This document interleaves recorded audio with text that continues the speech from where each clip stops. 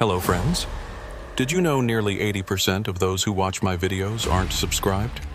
If you enjoy these stories, please hit that subscribe button and leave a like. It really helps. Thank you for being here. By the way, where are you watching from? Let me know in the comments.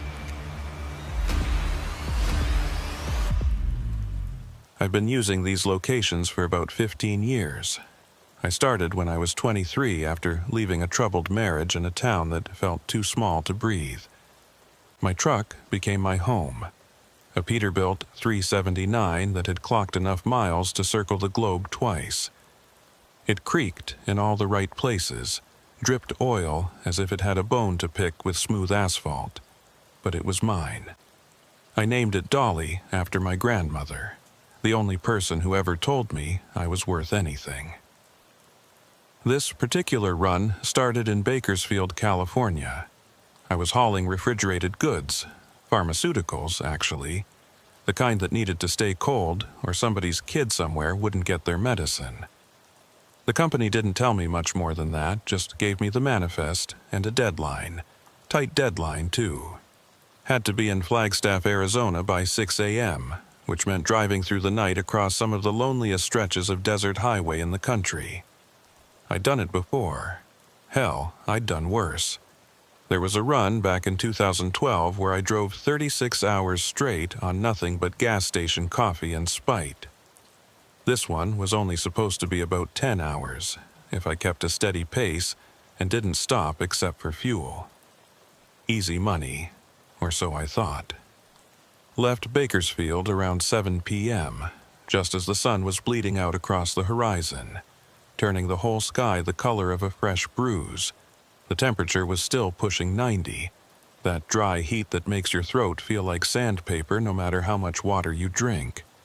I had 3 thermoses of coffee, a bag of beef jerky, and a carton of Marlboro Reds. Everything a man needs for a night drive through nowhere. The first couple hours were fine. Traffic thinned out as I got deeper into the desert, taking I-40 east. The radio played classic rock, Skynyrd, Zeppelin, the usual rotation, and I sang along when I knew the words, hummed when I didn't. The sun disappeared completely around 8:30, and that's when the desert really comes alive in a strange way. Not with animals or people, but with darkness. A darkness so complete it feels like the world ends 20 feet past your headlights. By 10 p.m., I hadn't seen another vehicle in over 40 minutes. The road stretched out in front of me like a ribbon of black glass, reflecting my headlights back at me in weird angles. The white line seemed to pulse in my peripheral vision, and I had to shake my head a few times to clear it. Not tired yet, just that highway hypnosis you get when there's nothing to look at but more road. The fuel gauge started creeping toward empty around 11:15. I'd been watching it for the last 20 miles, doing that mental math you do when you're not sure if you can make it to the next station. According to my GPS, there was a truck stop about 30 miles ahead. Plenty of range. But there was something else too. Something closer. The GPS showed a small dot off the highway maybe 5 miles up. No name attached to it, just a dot. Could have been anything. A rest stop, an abandoned building, or one of those old fuel stations that got left behind when the interstate system changed routes. I'd seen plenty of those over the years, ghost stations with rusted pumps and sun-faded signs. Monuments to a time when this highway actually mattered. I wasn't planning to stop there. The truck stop ahead had a diner, clean bathrooms, maybe even a shower if I felt like splurging. But something made me take note of that dot on the GPS. Maybe it was the way it flickered on the screen, there and then not there, like a bad pixel. Or maybe it was just driver's instinct, that sixth sense you develop after enough years on the road that tells you when something's off. The mile markers crawled by. 197, 198, 199. The dot should have been coming up any second now. I slowed down without really meaning to, from 70 down to 60, then 55. Dolly's engine growled in protest. Not used to going this slow on a straightaway. That's when I saw it. At first, it was just a glow in the distance, off to the right side of the highway. Could have been anything, a house, a farm, even just the moon reflecting off something metal. But as I got closer, the glow resolved into something more specific. Lights. Not bright, but definitely there. A sickly yellow-green color that reminded me of the fluorescent tubes in a hospital waiting room. I should have kept driving, I know that now. But curiosity is a powerful thing, especially when you've been alone with your thoughts for 4 hours, and your brain is looking for anything to latch onto that isn't the endless black void of the desert night. The exit wasn't marked. Just a faded green sign that might have said something once but had been scoured blank by decades of sandstorms and sun. The off-ramp was barely visible, the pavement cracked and buckled, weeds growing up through the gaps. I hesitated for maybe 3 seconds, my foot hovering over the brake before I committed. Dolly rumbled down the exit, her suspension complaining about the rough road. The lights were clearer now, maybe a quarter mile off the highway, connected by what looked like an old service road. As I got closer, I could make out a structure, low and flat, the classic shape of a 1960s fuel station. The kind with a wide overhang over the pumps and big plate glass windows across the front. The sign was the first thing that really caught my attention. It was one of those old rotating signs, the kind they don't make anymore, mounted on a tall pole. It should have been dark, lifeless, but half of it was still lit up. Chever, it said, the second half of the word lost to dead bulbs, or maybe just time. The letters flickered occasionally, buzzing like angry insects. I pulled into the lot slowly, my headlights sweeping across the scene. 2 pumps stood under the overhang, their hoses coiled like dead snakes. The price display was frozen at $1.47 per gallon, which meant this place had been closed since at least the early 2000s. The windows were dark, but not broken like I expected. In fact, the whole place looked oddly intact for something that had clearly been abandoned for years. I put Dolly in park, but kept the engine running. The headlights illuminated the front of the station, and I could see through the windows into the interior. Shelves lined the walls, still stocked with products I could barely make out from this distance. The counter was visible too, and what looked like an old register sitting on top of it. The rational part of my brain was screaming at me to leave. This wasn't my problem. I had fuel enough to make the truck stop.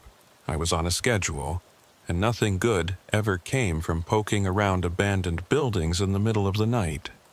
But there was something about the place that held me there, staring through the windshield. It was too clean, too intact. Places don't just close up and stay frozen in time like this. They get vandalized, stripped for parts, reclaimed by nature. This looked like someone had just walked away mid-shift and never came back, and the building had been waiting ever since. I noticed something else then. The lights inside weren't on, but there was definitely light coming from somewhere in the back. A faint glow, similar to the sign outside, that barely illuminated the interior. And was that movement? I leaned forward, squinting through the windshield. For just a second, I could have sworn I saw a shadow pass across one of the windows. Quick, gone before I could really focus on it. Probably just my headlights creating tricks, the way light and glass can play with your eyes. But then I saw it again, slower this time. A definite shape moving from right to left behind the counter, visible for maybe 2 seconds before disappearing into the back room. My hands gripped the steering wheel hard enough to make the leather creak. Every instinct I had was telling me to throw Dolly in reverse and get the hell back to the highway. But I've never been good at listening to instinct.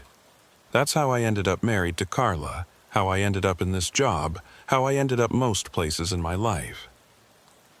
I checked my phone. No signal. Not surprising out here, but it made me feel more isolated than I already was. The clock read 11:43 p.m. I looked back at the fuel gauge. Still had over a quarter tank. Plenty to make the truck stop. There was absolutely no reason to get out of the truck. I turned off the engine. The silence that followed was profound. Out here, away from the highway, there was no ambient noise. No cars, no wind, no insects. Just my own breathing and the tick, tick, tick of Dolly's engine cooling down.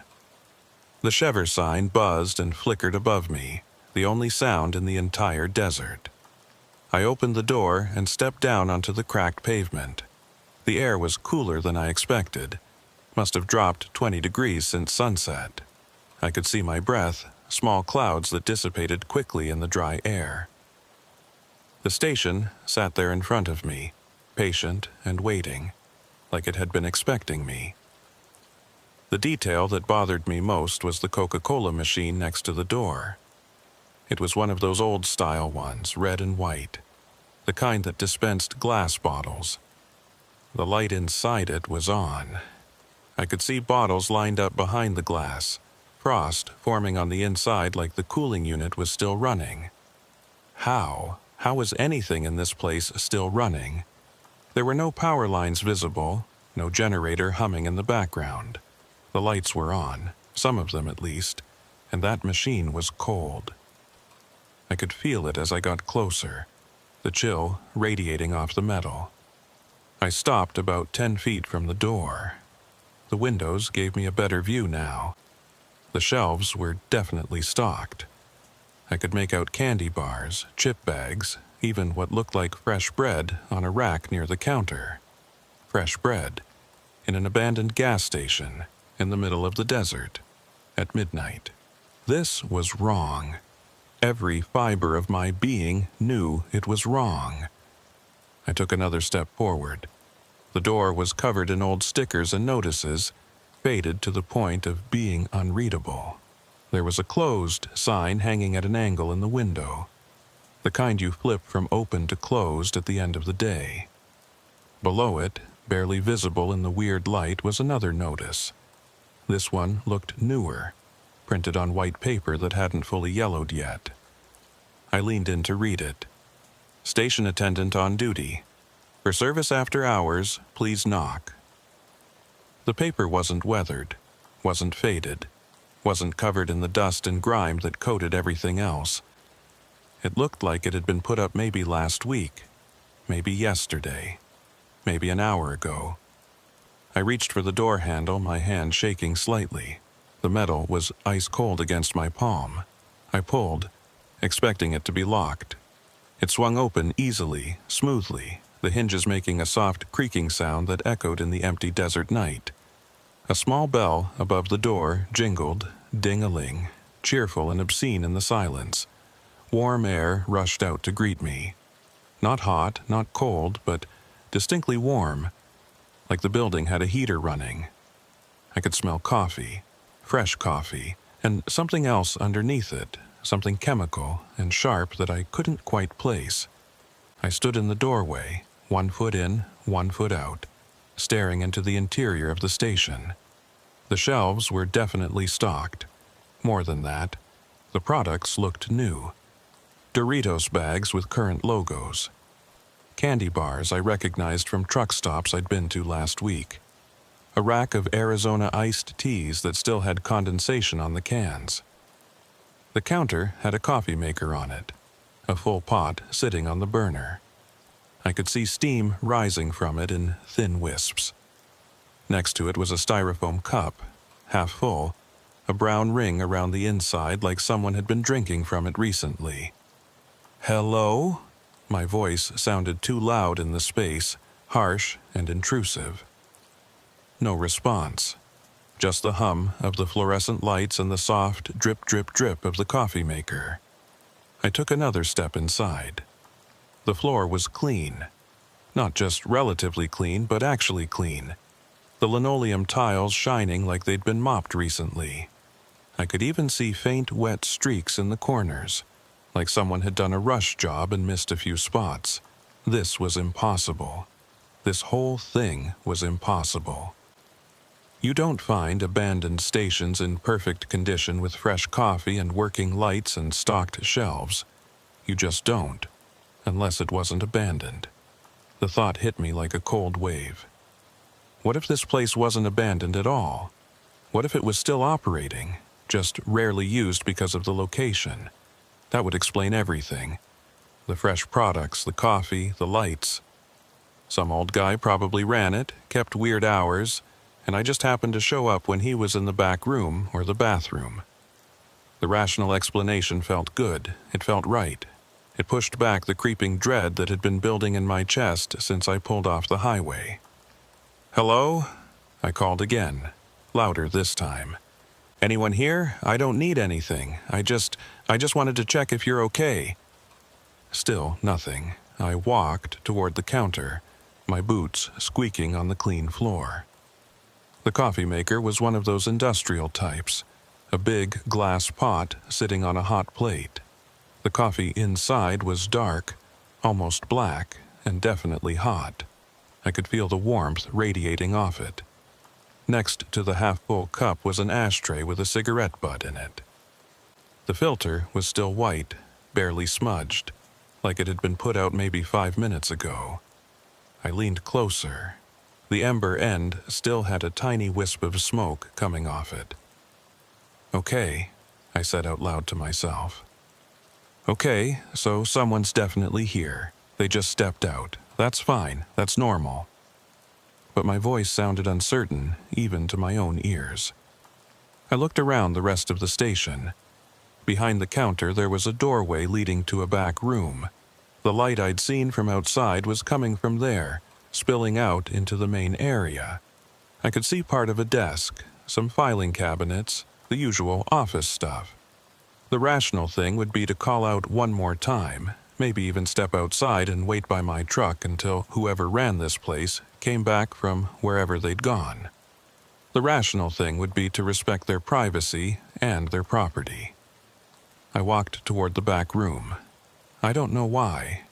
Even now, years later, I can't explain what made me do it. Curiosity, maybe.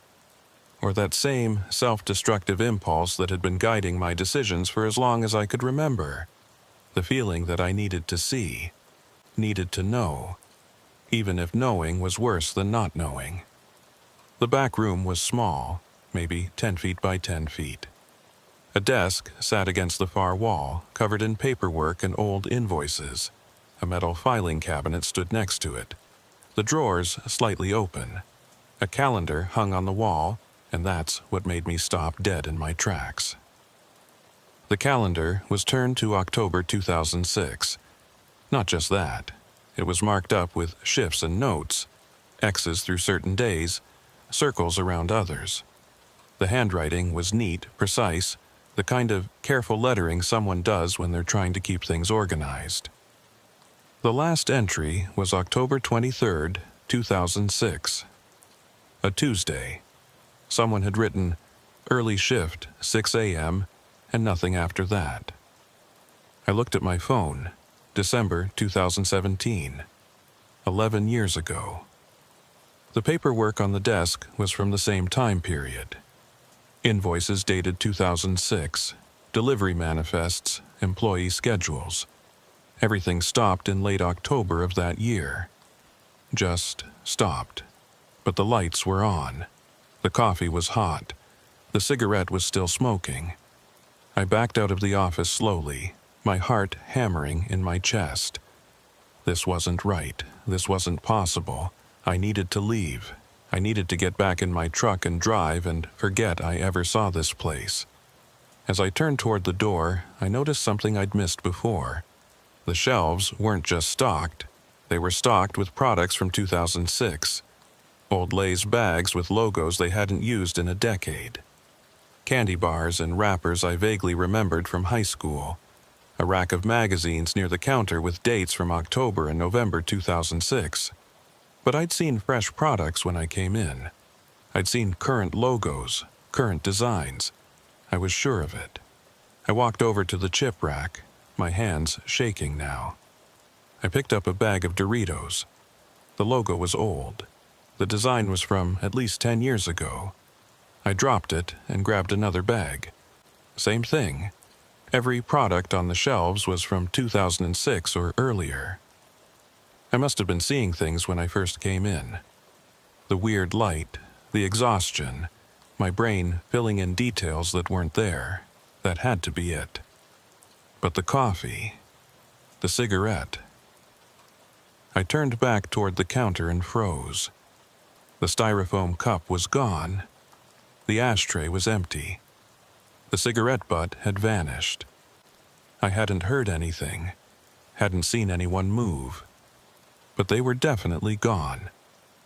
"Hello?" My voice cracked on the word. "Look, I don't want any trouble. I'm just a driver who pulled off the highway. I'm leaving now, okay? I'm leaving." Silence. Then, from somewhere deep in the building, the sound of a door closing. Soft, but distinct. I ran. I don't remember making the decision to run, but suddenly I was moving, my legs pumping, my boots sliding on the clean floor. The bell above the door jangled frantically as I burst through, out into the cold desert air. I made it to Dolly in seconds, yanked the door open, threw myself into the seat. My hands fumbled with the keys, dropping them once before I managed to get them in the ignition. The engine roared to life, and I'd never heard a more beautiful sound. As I threw the truck into gear, my headlights swept across the front of the station one more time. There was someone standing in the window, just a shape, a silhouette backlit by the sickly yellow-green light, too far away to make out features, but definitely there, definitely watching me. The figure raised one hand, not waving, not threatening, just raised it, palm out, like it was saying goodbye, or maybe hello. I slammed my foot on the gas and Dolly lurched forward, tires squealing on the pavement. I didn't look back. I navigated the broken service road by feel and memory, found the on-ramp to the highway, and merged back into the darkness at 70 miles per hour. My heart didn't stop racing until I saw the lights of the truck stop 30 miles up the road. Bright, modern, familiar lights. I pulled in and sat in the parking lot for 20 minutes, just breathing, just trying to make sense of what I'd seen. I wanted to dismiss it as exhaustion, hallucination. Some kind of weird waking dream brought on by too much coffee and not enough sleep. But I could still smell that place on my clothes, the coffee and the chemical smell, and something else underneath it all. Something wrong. I thought about calling the cops, reporting it.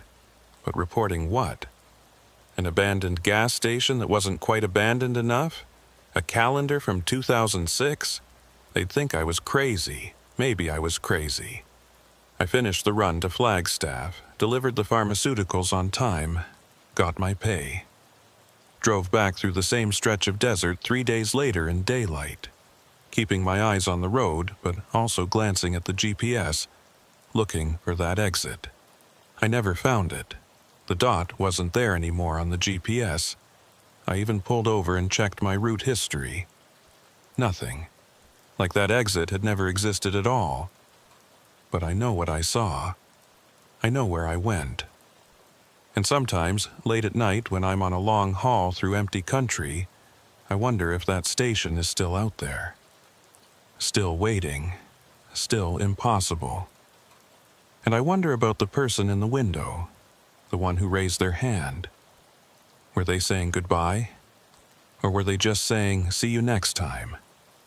I didn't tell anyone about the Chevron station for weeks. What was there to tell? Every time I tried to piece the story together in my head, it sounded insane even to me. I'd pulled off at an abandoned gas station, seen some old products and a calendar from 2006, and got spooked. That's all it was when you stripped away the fear and the weird details. Nothing had actually happened. Except it had. Something had definitely happened, even if I couldn't put it into words that made sense. The run to Flagstaff became a regular gig. The pharmaceutical company liked my record. On time, no damage, no complaints, so they kept giving me the route. Every Tuesday and Friday, Bakersfield to Flagstaff and back. The money was good, steady, and I needed steady more than I needed variety. For the first month, I made sure to take the northern route, adding an extra hour to the drive, but avoiding that stretch of I-40 entirely.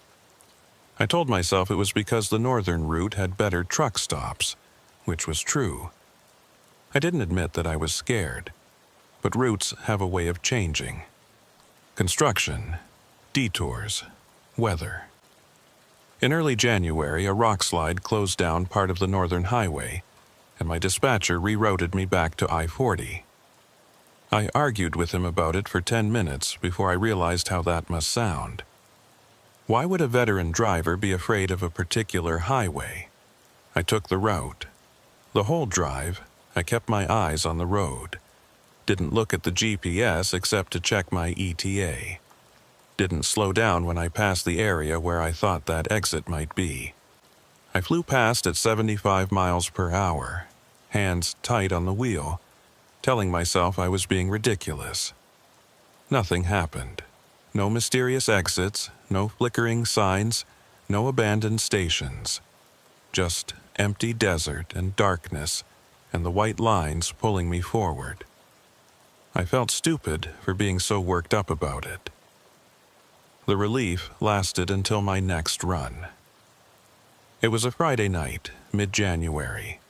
I'd started the route later than usual. Dispatcher had mixed up the pickup time, which put me on that stretch of I-40 around midnight instead of my usual 10 or 11 p.m. The desert looked different somehow. Darker. The moon was just a thin slice of light, not enough to illuminate anything, and my headlights seemed weaker than normal. I'd been driving for about 3 hours when Dolly's engine started making a weird noise. Not loud, just a soft ticking that hadn't been there before. I know every sound that truck makes, every rattle and groan, and this was new. I checked the gauges. Everything looked normal, temperature fine, oil pressure good, no warning lights. The ticking continued. Tick, tick, tick, in rhythm with the engine. I turned down the radio to listen more carefully. It was coming from under the hood, definitely, but it didn't sound dangerous. Not yet. I could probably make it to the truck stop ahead, have a mechanic look at it in the morning. Then the temperature gauge jumped. Not gradually, it leaped from normal to the red zone in a matter of seconds. Warning lights exploded across the dashboard, and I could smell burning coolant immediately, sharp and chemical. No, no, no, I muttered, easing off the gas. Come on, Dolly, not here, not now. Steam started pouring from under the hood, illuminated by my headlights, thick white clouds that made it hard to see the road. I had no choice. I pulled over onto the shoulder, threw on my hazards, and turned off the engine. The silence that followed was oppressive. No traffic, no wind, just me and the cooling ticks of a dying engine. I sat there for a minute weighing my options. I could call for a tow, but out here it would take hours for anyone to arrive. I could try to fix it myself if it was something simple, but I'd need to let the engine cool down first or risk serious burns. I grabbed my flashlight and got out to assess the damage. The hood was too hot to touch, so I walked around the truck, checking for obvious problems. Nothing. No leaks visible, no damage, just a dead truck in the middle of nowhere. That's when I noticed the glow. About a mile ahead, off to the right. The same sickly yellow-green light I'd seen 6 weeks ago. My stomach dropped. No. It couldn't be the same place. The exit had disappeared from my GPS. I'd driven this route 3 times since then and never seen anything. But there it was. The Chever sign, with half its letters lit, rotating slowly in the desert night. I stood there staring at it, my flashlight hanging uselessly at my side. This wasn't possible. I was at least 20 miles past where I thought that station had been. But maybe I'd been wrong about the location. Maybe there was more than one abandoned chevron out here. Or maybe the station had moved. The thought was ridiculous, but once it entered my mind, I couldn't shake it. The station had moved. It had been waiting for me to come back, and when I'd avoided the area, it had relocated itself into my path. Impossible, insane. And yet, I got back in the truck and tried the ignition. Nothing, not even a click. Whatever had happened to the engine was serious enough that Dolly wasn't starting without professional help. I checked my phone. No signal. Of course. The glow from the station seemed brighter now, or maybe it was just that my eyes had adjusted to the darkness. I could make out the shape of the building, the overhang over the pumps, even the outline of the Coca-Cola machine next to the door. I had two choices. Sit in my truck all night waiting for another vehicle to pass, which might not happen until morning, or walk to the station and see if they had a working phone. If someone was actually there this time, which seemed possible given the fresh coffee and cigarette I'd seen last time. The smart choice was obvious. Stay with the truck, wait for help. Don't go anywhere near that station. I started walking. I don't know why I did it. Fear makes people do stupid things sometimes, but this wasn't fear. This was something else. Compulsion, maybe. Like I'd been invited to something and it would be rude not to show up. The walk took longer than I expected. The station looked close, but distances are deceiving in the desert at night. 20 minutes of walking on the dark shoulder of the highway, my flashlight the only point of light in the world besides that station and the stars overhead. As I got closer, I could see more details. The station looked exactly the same as before. Same cracked pavement, same intact windows, same impossibly clean appearance for something that should have been decaying for over a decade. The service road leading to it was there, just like I remembered. I hadn't noticed a turnoff when I pulled over. It must have been hidden by the curve of the highway, but there it was, crumbling asphalt cutting off into the darkness. I walked down it slowly, my boots crunching on loose gravel. The Chever sign rotated above me, buzzing and clicking. As I passed under it, I could see that more letters had burned out since last time. Now it just said CHE, the rest of the word dark and dead. The pumps stood under their overhang like patient sentries. I stopped to look at them more closely. The price display still read $1.47. But when I looked closer, I saw that the numbers were actually moving, cycling through different prices too fast to read. $1.47, $2.03, $0.89, $3.45, all in the span of seconds, before settling back on $1.47. The Coca-Cola machine was still running, its internal light bright and somehow obscene in the darkness. I could see bottles lined up inside, frost on the glass. On impulse, I pulled the handle. It opened. A bottle dropped into the dispenser chute with a heavy clunk. I reached in and pulled it out, expecting it to be warm, a fake, some kind of prop. The glass was ice cold. Frost clung to the sides. I twisted off the cap, an old-style cap, the kind you needed a bottle opener for, except this one came off with my bare hands. The smell was wrong. Not Coca-Cola. Something chemical and bitter underneath the sweetness. I poured a little on the ground. It fizzed and steamed, like it was reacting with something in the dirt. I set the bottle down on top of the machine and backed away. The front door was exactly as I remembered it. Same stickers, same notices, same closed sign hanging at an angle. And yes, the same white paper notice. Station attendant on duty.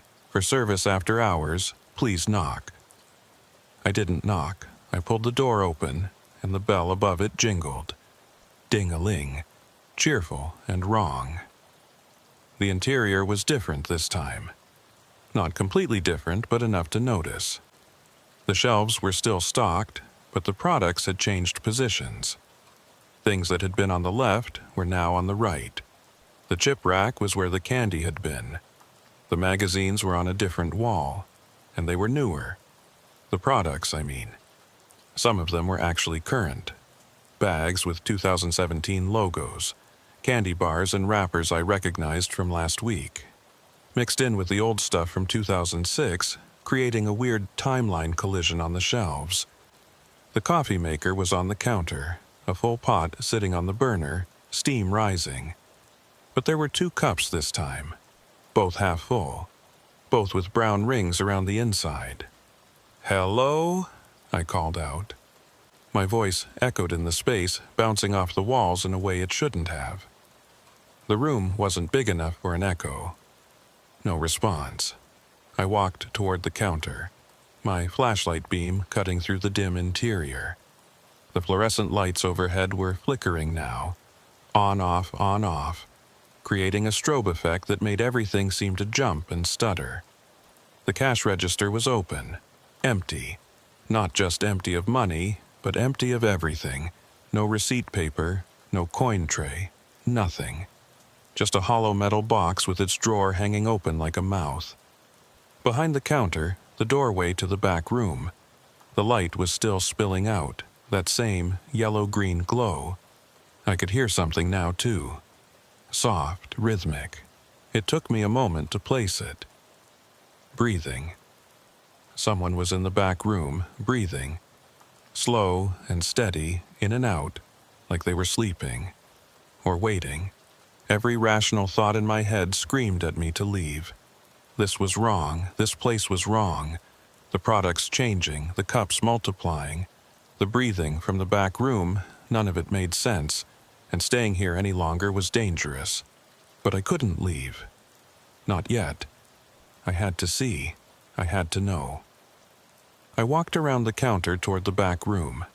The breathing got louder. In, out, in, out. Steady and mechanical, like whoever was making the sound didn't actually need air. They were just going through the motions. The back room was exactly as I'd left it 6 weeks ago. Same desk, same filing cabinet, same calendar turned to October 2006. But the calendar had new marks on it. Days that had been blank before were now X'd out, all the way through November, December, January, stopping on today's date. January 19th, 2017. Someone had been maintaining this calendar, marking off days, for 11 years.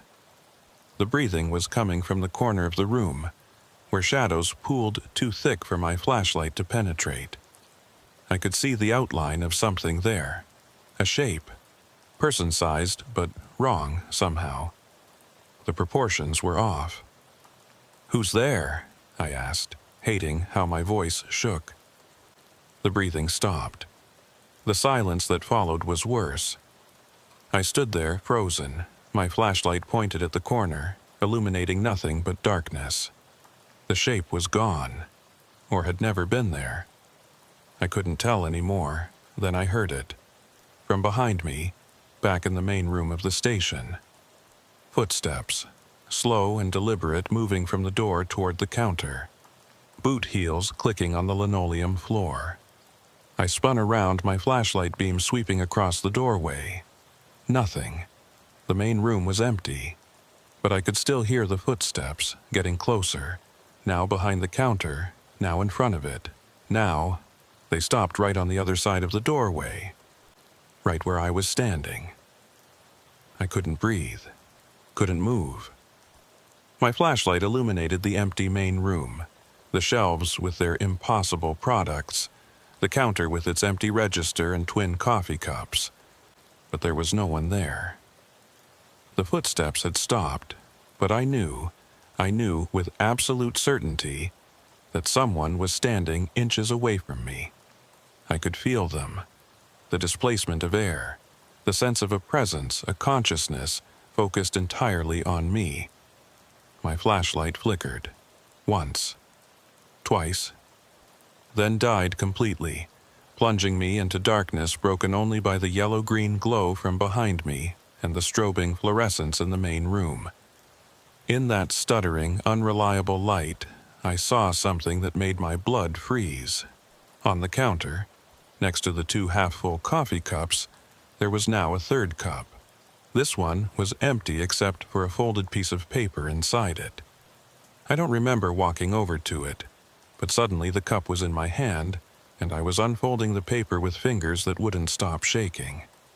The note was written in that same neat, precise handwriting from the calendar. It said, "We've been expecting you, Cole. The station remembers everyone who visits, everyone who leaves, and everyone who comes back. Your truck will be fine, but you should probably go now. It's almost time for the shift change." My name. It knew my name. I'd never told anyone my name here. Hell, I'd never even spoken to anyone. The fluorescent lights stopped flickering. The whole station went dark except for that yellow-green glow from the back room, and in that glow, I saw shadows moving. Lots of them. Human-shaped, but wrong, just like the thing in the corner had been wrong. They were coming toward me. I ran. Dropped the cup, dropped the note, just turned and ran for the door. The bell jangled frantically as I burst through into the cold desert air. I didn't stop running until I was back on the highway, my lungs burning, my legs threatening to give out. When I finally looked back, the station was dark. Completely dark. No lights, no glow, no Chevier sign rotating in the night. Just a black shape against the slightly less black desert, indistinguishable from any other abandoned building. I walked back to my truck in a daze. The mile-long walk felt like it took hours. When I finally reached Dolly, I tried the ignition without much hope. She started immediately. No warning lights, no overheating, no weird ticking. The temperature gauge sat perfectly in the middle of the normal range. It was like nothing had ever been wrong. I didn't question it. I just drove. Put that station and that impossible note and those moving shadows as far behind me as I could. I drove all the way to Flagstaff without stopping, delivered my load, and headed straight back to Bakersfield without sleeping. The next day, I told my dispatcher I was done with the Flagstaff route. He tried to change my mind. Good pay, regular schedule. But I held firm. I told him I had family stuff to deal with, which was a lie. My family had stopped calling years ago. He reassigned me to runs up the coast. I took a pay cut, but I didn't care. I wasn't going back to that desert, wasn't going back to I-40, wasn't going anywhere near that station ever again. That was 6 months ago. Last week, I got a package in the mail. No return address. Just my name and the address of the apartment I barely use between runs. Inside was a single item, a photograph. It showed the Chevron station taken from the highway at night. The Chevier sign was lit up and rotating. Through the windows I could see the interior, the shelves, the counter, the coffee maker, and standing behind the counter looking directly at the camera was me, or someone who looked exactly like me. Wearing the same clothes I'd worn that night, holding that same flashlight. But I'd never been behind the counter. I'd never let anyone take my picture. On the back of the photo, in that neat, precise handwriting. "See you next time, Cole. The station never forgets." I don't drive anymore. I quit the trucking company, sold Dolly to another driver who said he needed a good rig for long desert runs. I tried to warn him, tried to tell him to avoid I-40, but he just laughed and said the desert was the best place to drive. Empty, peaceful, no complications. I saw him 3 weeks ago. He looked thin, haunted, like he wasn't sleeping. When I asked him about the routes, he got quiet. Then he said, "You ever stop at a station that shouldn't exist?" I didn't answer. I just walked away, because I know the truth now. The station doesn't exist for everyone. It chooses, it picks certain drivers, certain people, and it brings them in. And once you've been inside, once you've seen it, you're marked. You belong to it in some way. I still get packages sometimes. Always photographs. Different angles of the station, different times of night, and in every single one, somewhere in the frame, I can see myself. Or someone who looks like me. Watching. Waiting. Behind the counter where I never stood. I moved to Portland after I quit trucking. Figured the rain and the city noise would help me forget about the desert and that station. Found a job in a warehouse, loading and unloading trucks for other guys who still spent their lives on the road. The pay was garbage compared to what I'd been making, but it was steady and I slept in the same bed every night. For a while, it worked. The nightmares faded. I stopped checking my mail every day, dreading another photograph. Weeks went by without thinking about yellow-green lights or impossible calendars or coffee cups that multiplied when I wasn't looking. Then the radio started acting up. It was subtle at first. I'd be at work, loading pallets, and the warehouse radio would cut out for a second. Static would fill the space just for a moment, before the music came back. Nobody else seemed to notice. I told myself it was just a bad antenna, interference from the forklifts. But the static started happening more often. And sometimes, buried in the white noise, I'd hear something. Not words exactly, more like the shape of words, the echo of a voice trying to push through from somewhere far away. I started wearing earbuds to drown it out. Loud music, podcasts, anything to fill my head with sound that wasn't that static. My coworkers thought I was antisocial. I didn't care. Better antisocial than crazy. 3 months after moving to Portland, I met someone. Her name was Rachel, and she worked at the coffee shop next to the warehouse. She had red hair and freckles and a laugh that sounded like wind chimes. We started talking during my breaks, then having lunch together, then actual dates. I didn't tell her about the station. What would I say? I saw an impossible abandoned gas station that seemed to follow me, and now I get mysterious photographs of myself in places I've never been. She'd have run, and I wouldn't have blamed her. Things were good for about 6 weeks. Rachel and I fell into an easy rhythm. Dinners, movies, long walks in the rain that she loved and I tolerated. She was talking about me meeting her parents. I was thinking about the future in a way I hadn't since Carla. Then I saw the Chevron sign. We were driving back from dinner, taking a route through northeast Portland I'd never been on before. Rachel was just telling me about her sister's wedding plans, laughing about the bridesmaid dress drama. I was half listening, comfortable and happy, when I saw it through the passenger window. A gas station. Old-style 1960s design, with an overhang over the pumps, and above it a rotating sign, Chever, with half the letters dark. "Stop the car," I said, my voice coming out strangled. "What? Cole, what's wrong?" "Stop the fucking car!" She pulled over, scared by the tone of my voice. I was already opening the door before we'd fully stopped, stumbling out onto the wet sidewalk. I turned back to look at the station. It was a modern 76 station. Bright lights, digital price displays, a mini-mart that was definitely built within the last 10 years. No rotating sign, no yellow-green glow, just a normal gas station in a normal Portland neighborhood. "Cole?" Rachel was out of the car now, her hand on my arm. "Baby, what happened? You look like you've seen a ghost." I couldn't answer. I just stood there staring at the 76 station, my heart hammering in my chest. I'd seen it. I'd seen the Chevron sign clear as day, but it was gone now, replaced by something completely different. "I'm sorry," I finally managed. "I thought I saw—" "I'm sorry, I'm fine, let's go."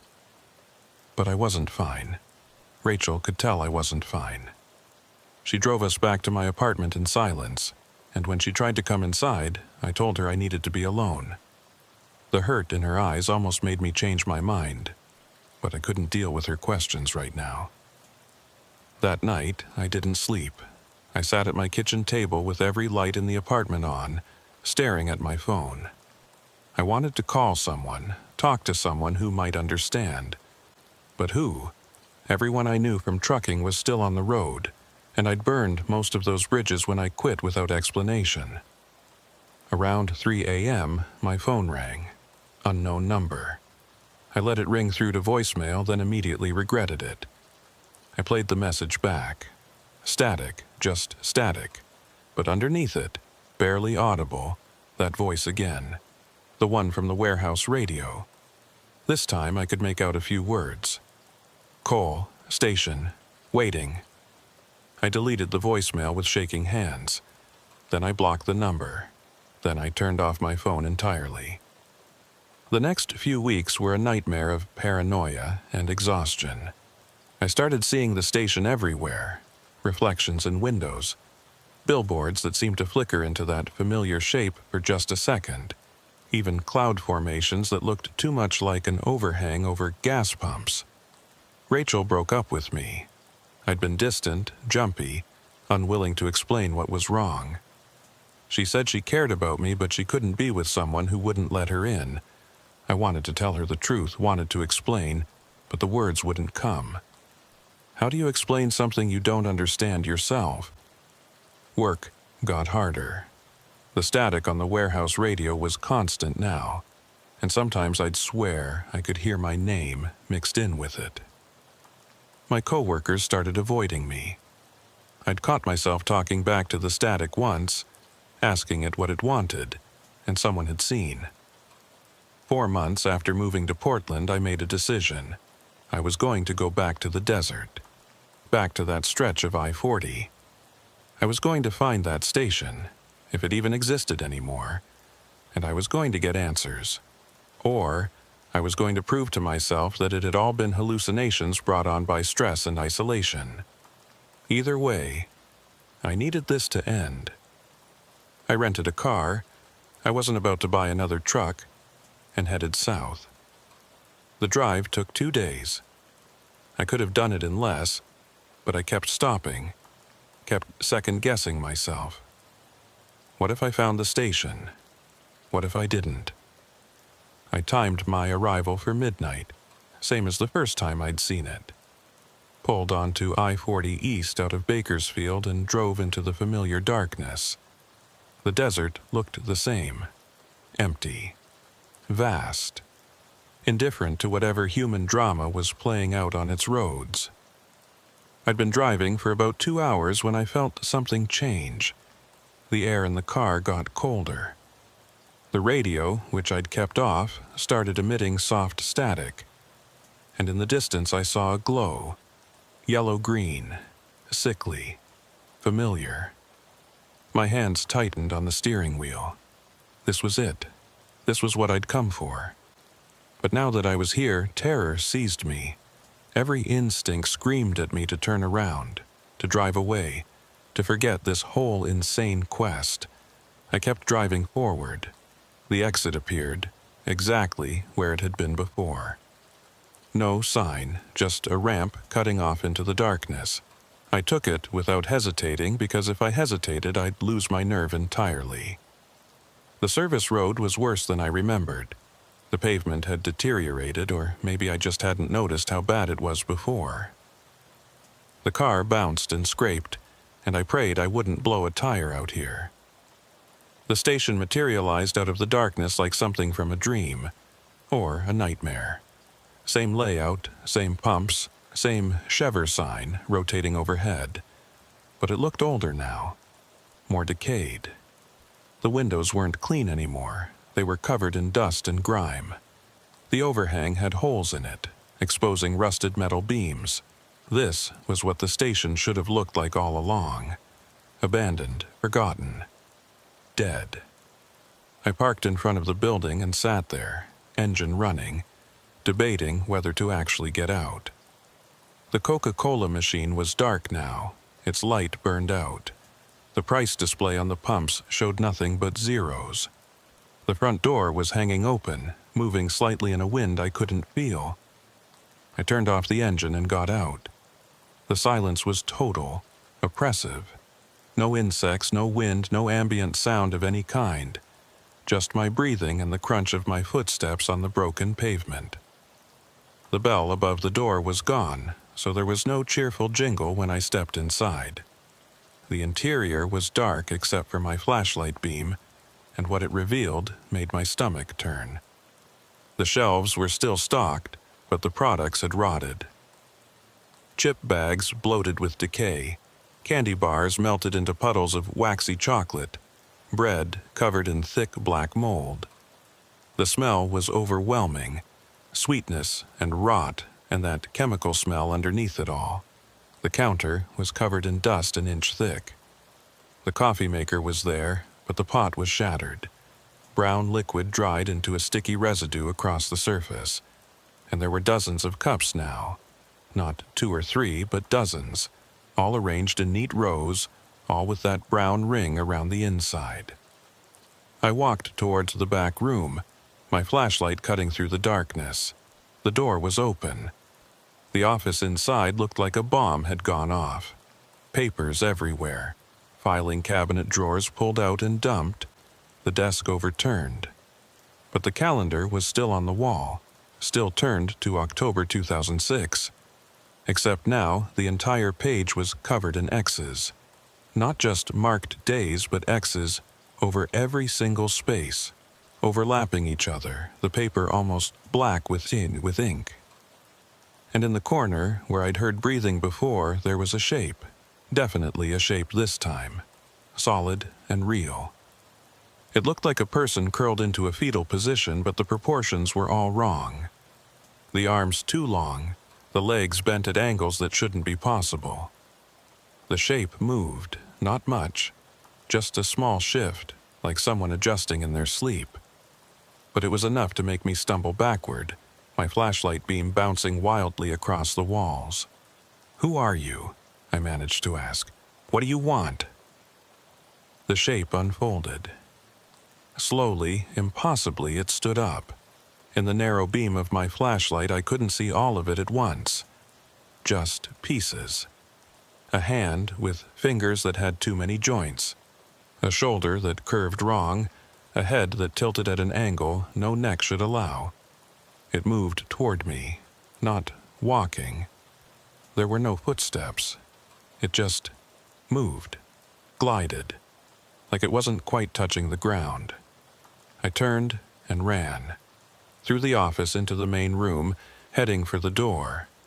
Behind me, I could hear something. Not footsteps, not breathing. Just a sound like fabric tearing, over and over, rhythmic and awful. I made it outside and sprinted for the car. Got inside, locked the doors, like that would help, and fumbled with the keys. The engine turned over once, twice, then caught. I threw the car into reverse and punched the gas. As I backed away from the station, my headlights swept across the front windows. Every window was filled with faces. Not the thing from the office. These were human faces, or close to human. Men and women and some that could have been either, all pressed against the glass, all staring at me with empty eyes. And in the middle of them, standing behind the counter like he was just another customer, was me. The other Cole, the one from the photographs. He raised one hand and waved, slow and deliberate. I screamed, actually screamed, something I hadn't done since I was a child. I spun the car around and drove, bouncing over the broken service road, not caring if I destroyed the undercarriage. I had to get away, had to get back to the highway, back to reality, back to anywhere that wasn't here. I made it to the highway and didn't stop driving until the sun came up. I was somewhere in New Mexico by then, in a truck stop parking lot, surrounded by other drivers starting their morning runs. Normal people doing normal jobs in the normal world. I sat there for an hour, just breathing, trying to process what I'd seen. The thing in the corner, the faces in the windows, the other me standing behind the counter. My phone rang. I turned it back on when I stopped, some automatic gesture toward normalcy. Unknown number again. I almost didn't answer, but something made me pick up. Hello? Static. Then, clear as day, my own voice. You shouldn't have come back, Cole. Now you're part of it, part of us. The station never forgets, and it never lets go. The line went dead. I threw the phone out the window, watched it shatter on the pavement. Then I got back in the car and drove to Portland without stopping except for gas. I'm writing this now because I need to get it out. Need someone to know what happened before it's too late. The static never stops anymore. It's everywhere. Radios, TVs, even the white noise of rain on my windows. And sometimes I see them, the faces from the station, reflected in dark glass or caught in the corner of my vision. They're waiting for me, I know they are. Waiting for me to come back, or waiting for the right moment to bring me back. Last night, I woke up to find a map on my kitchen table. I live alone. I lock my doors. But there it was. A road map of the southwestern United States with a red X marking a spot on I-40. The same spot. The same impossible exit. And written in the margin in that neat, precise handwriting, "Come home, Cole. Your shift starts soon." I'm not going. I won't. I'll move again, change my name, disappear into some city where the station can't find me. But I know the truth. I've known it since that first night when I pulled off the highway and walked through that door. The station doesn't forget, and it never lets go. 3 weeks after I found the map on my kitchen table, I stopped sleeping in my apartment. The walls felt too thin, like something could push through them if it wanted to. The shadows in the corners moved when I wasn't looking directly at them. And every night, at exactly 11:43 p.m., the same time I'd first pulled into that station, I'd hear the bell, the one from above the door. Ding-a-ling, cheerful and wrong. I started staying in motels, different ones each night, paying cash so there was no record. It didn't matter, the bell followed me. So did the maps. I'd wake up to find them on the nightstand on the bathroom counter, once even tucked under my pillow, all marking the same spot, all with the same message in that precise handwriting. "Come home, Cole. Your shift starts soon." Work fired me. I'd been showing up late, looking disheveled, talking to myself. The warehouse manager pulled me aside and said they were concerned about my mental health, suggested I take some time off, get help. I told him to fuck off and walked out. Rachel called once. I didn't answer. She left a voicemail saying she was worried about me, that people had seen me around town looking rough, talking to people who weren't there. She said if I needed someone to talk to, she was still willing to listen. I deleted it without responding. How could I explain? How could I tell her that I was being hunted by an impossible gas station, that there was another version of me standing behind a counter in the desert, waiting for me to take his place? Money ran out faster than I expected. Motels every night burned through my savings, and I wasn't working anymore. I sold what I could, my furniture, my TV, anything I didn't absolutely need. I was down to a backpack with a few clothes, my wallet, and a desperate growing need to just give in.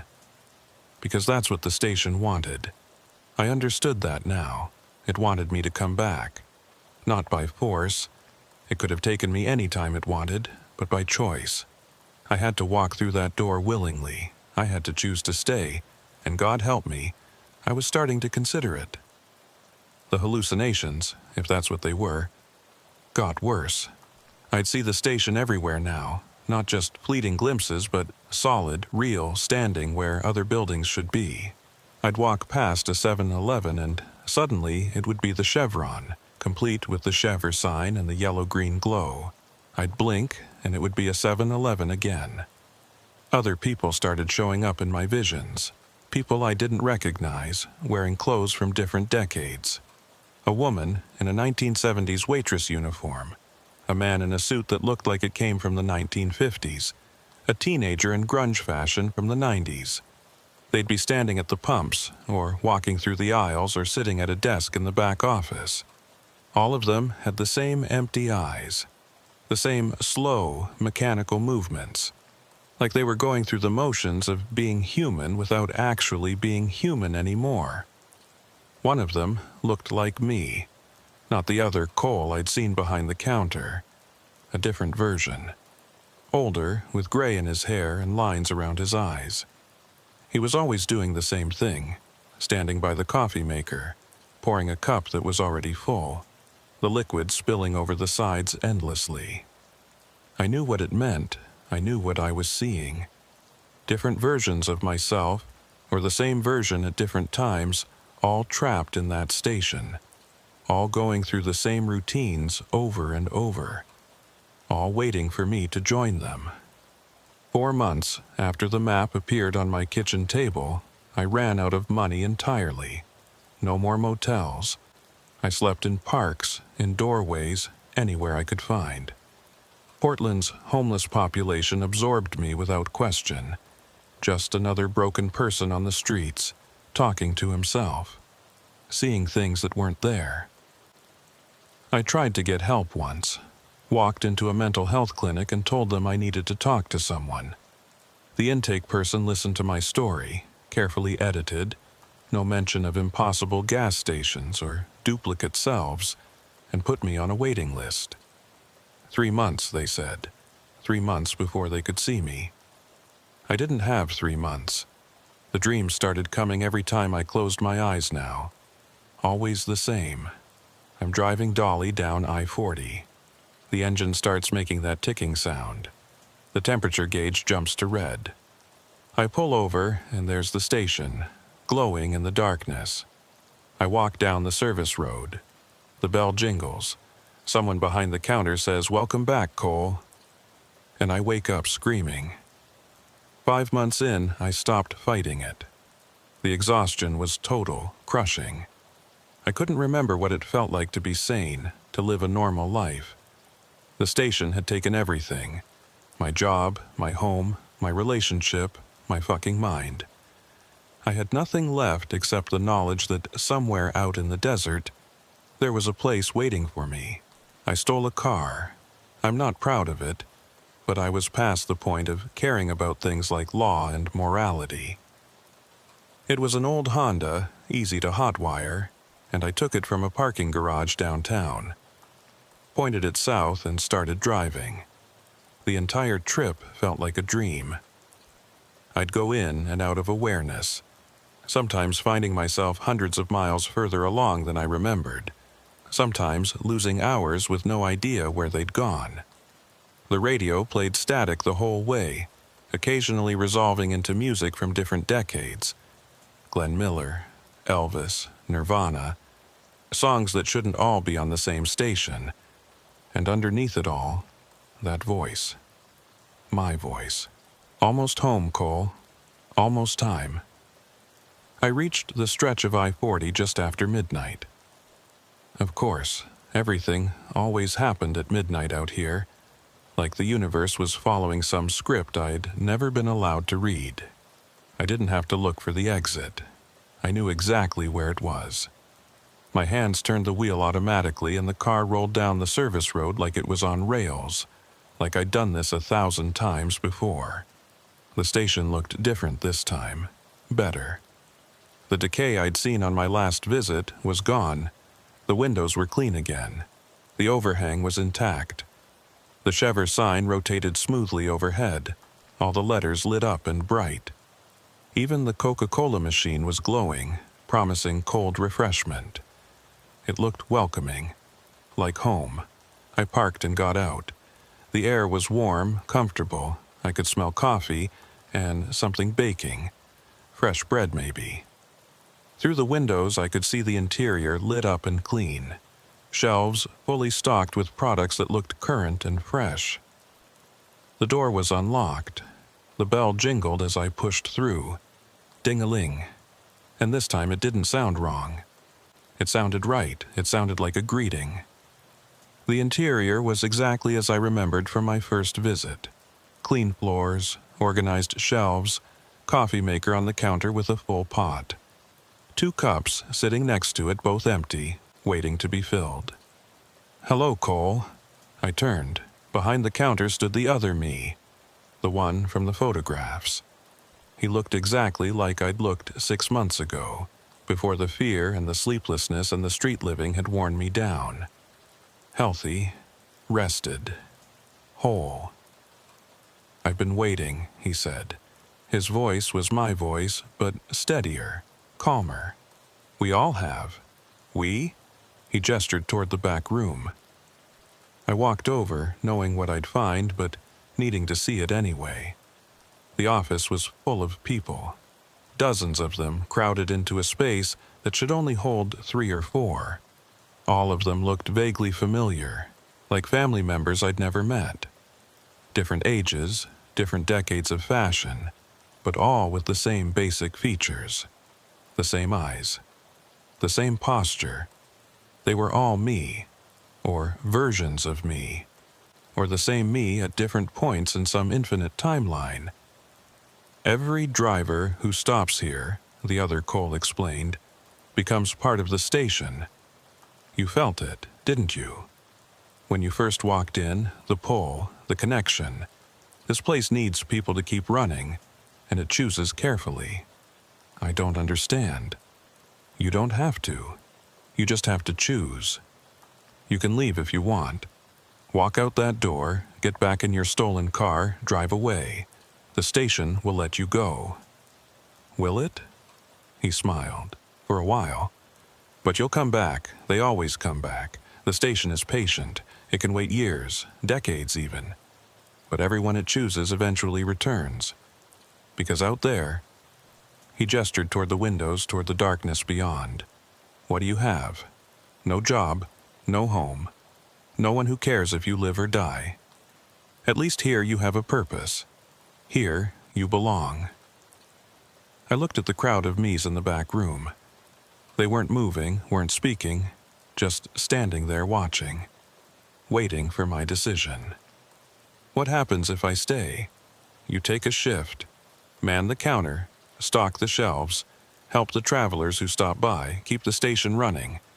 It's easy work, peaceful, and you'll never be alone. We're all here together. Forever? Time doesn't work the same way here. It might feel like forever. It might feel like a day. Does it matter? Out there, time is crushing you, grinding you down year by year. Here, time just is. I walked to the counter and looked at the 2 empty cups. "These are for us, if you want them to be." I picked up one of the cups. It was warm, like it had just been holding coffee moments ago. I could see a faint brown ring around the inside. Behind me, I heard the bell jingle. I turned to see a truck pulling up outside. A big rig, modern, headlights cutting through the desert night. A driver got out, a woman with short hair and tired eyes. She looked at the station with the same mixture of confusion and curiosity I must have shown on my first visit. "Someone should help her," the other Cole said. "Someone should make sure she feels welcome." I watched the woman approach the door. She hesitated, hand on the handle, clearly debating whether to come in. I could see the exhaustion on her face, the way her shoulders slumped. She looked like I felt, lost, alone, desperate for anything that felt like connection. The bell jingled as she pushed through. "Hello," she called out. "Anyone here?" I looked at the other Cole. He was smiling, patient, waiting for me to make my choice. Behind him, the crowd of me's watched with empty eyes. Not threatening, not demanding, just waiting. I could walk away. I could try to explain to this woman that she shouldn't be here, that this place was wrong, that she needed to leave immediately. I could get back in the stolen car and drive off into the darkness, back to the life I'd been living, back to the streets and the hunger and the endless, crushing loneliness. Or I could stay. I could fill those cups with coffee, take my shift behind the counter, become part of something that would never leave me, never abandon me, never forget me. I set down the cup and walked toward the woman. She looked up as I approached, relief flooding her face. Oh, thank God. I thought this place was abandoned. My truck's overheating and I really need... Coffee? I asked, my voice surprisingly steady. We have fresh coffee, and the bathroom's in the back if you need it. She smiled, tired and grateful. That would be amazing. Thank you so much. I walked behind the counter and picked up the coffee pot. It was full and hot, steam rising from the dark liquid inside. The other Cole handed me a cup, not one of the two that had been waiting, but a fresh one from a stack I hadn't noticed before. I poured the coffee and handed it to the woman. She wrapped her hands around it, absorbing the warmth. "You're a lifesaver," she said. "How much do I owe you?" "On the house," I heard myself say. "First cup's always free." She smiled and headed towards the bathroom in the back. I watched her go, then looked down at the cup I was still holding. The empty cup, the one that had been waiting for me. The other, Cole, appeared at my shoulder. "Ready?" I filled the cup with coffee. Took a sip. It was bitter and sweet and tasted like surrender. "Yeah," I said. "I'm ready." The station breathed around me. I could feel it now, the way it expanded and contracted like a living thing. The fluorescent lights flickered once, and when they steadied, everything looked different. Clearer, more real. Like I'd been seeing the world through a dirty window my entire life, and someone had just cleaned the glass. The woman came back from the bathroom, still holding her coffee.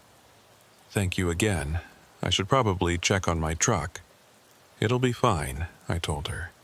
"Trust me, these things have a way of working themselves out."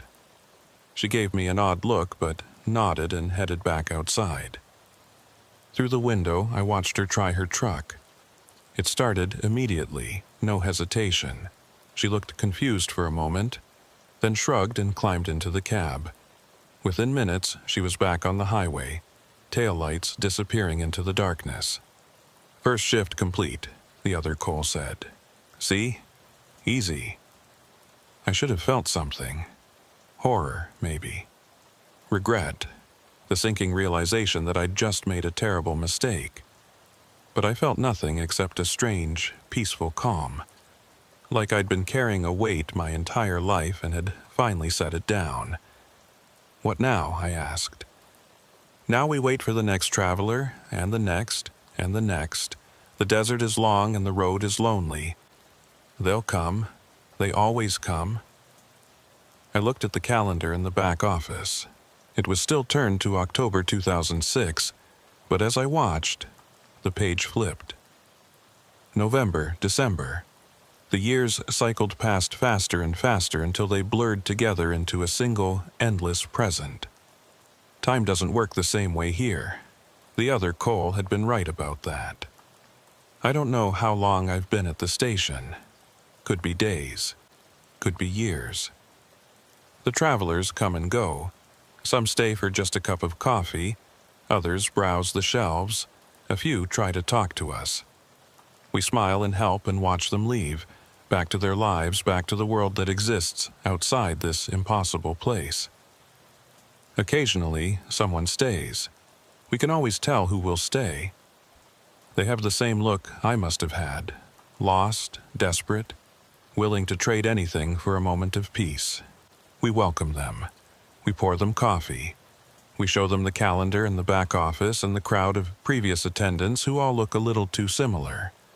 Some of them run. Some of them join us. It doesn't matter either way. The station is patient. I saw my reflection in the windows last night. I looked younger. The lines around my eyes had faded. The gray in my hair was gone. I looked like I did 10 years ago, before the marriage failed, before I spent 15 years driving alone through the darkness. The other Cole, the original other Cole, the one who was here when I arrived, is gone now. He left his shift the day I took mine. I didn't see him go. One moment he was there, showing me how to work the register, and the next moment there was just empty space where he'd been standing. I wonder if he's out there somewhere, living a life free from the station, or if he's in the back office with all the others, frozen in that moment of choice, existing in all times and no time at once. I wonder if it matters. A truck pulls up outside. It's 11:43 p.m. It's always 11:43 p.m. The driver gets out, a young guy with nervous eyes. He looks at the station the way they all do, confused, curious, a little bit hopeful. I check the coffee pot, still full, still hot, always full, always hot. The bell jingles. "Hello?" the driver calls. "Anyone here?" I step into view, wearing the same smile the other Cole wore when he greeted me. "Welcome to the station. Can I help you find something?" The young man looks relieved. "My engine's making a weird noise. I was hoping—" "Come on in," I say. "We have fresh coffee, and whatever your truck needs, I'm sure it'll work itself out." He hesitates at the threshold, exactly like I did, exactly like they all do, deciding whether to trust this impossible place or to run back to the safety of the darkness outside. "It's okay," I tell him, and I mean it, because it is okay. Everything is okay here. You're safe here. You're home. He takes a step forward. The bell jingles, and the station breathes, patient and eternal, waiting for the next traveler, and the next and the next, forever and ever, here at the station that never closes, on the road that never ends, in the desert that holds us all. Welcome home, Cole. Your shift never ends. But that's okay. Neither does mine.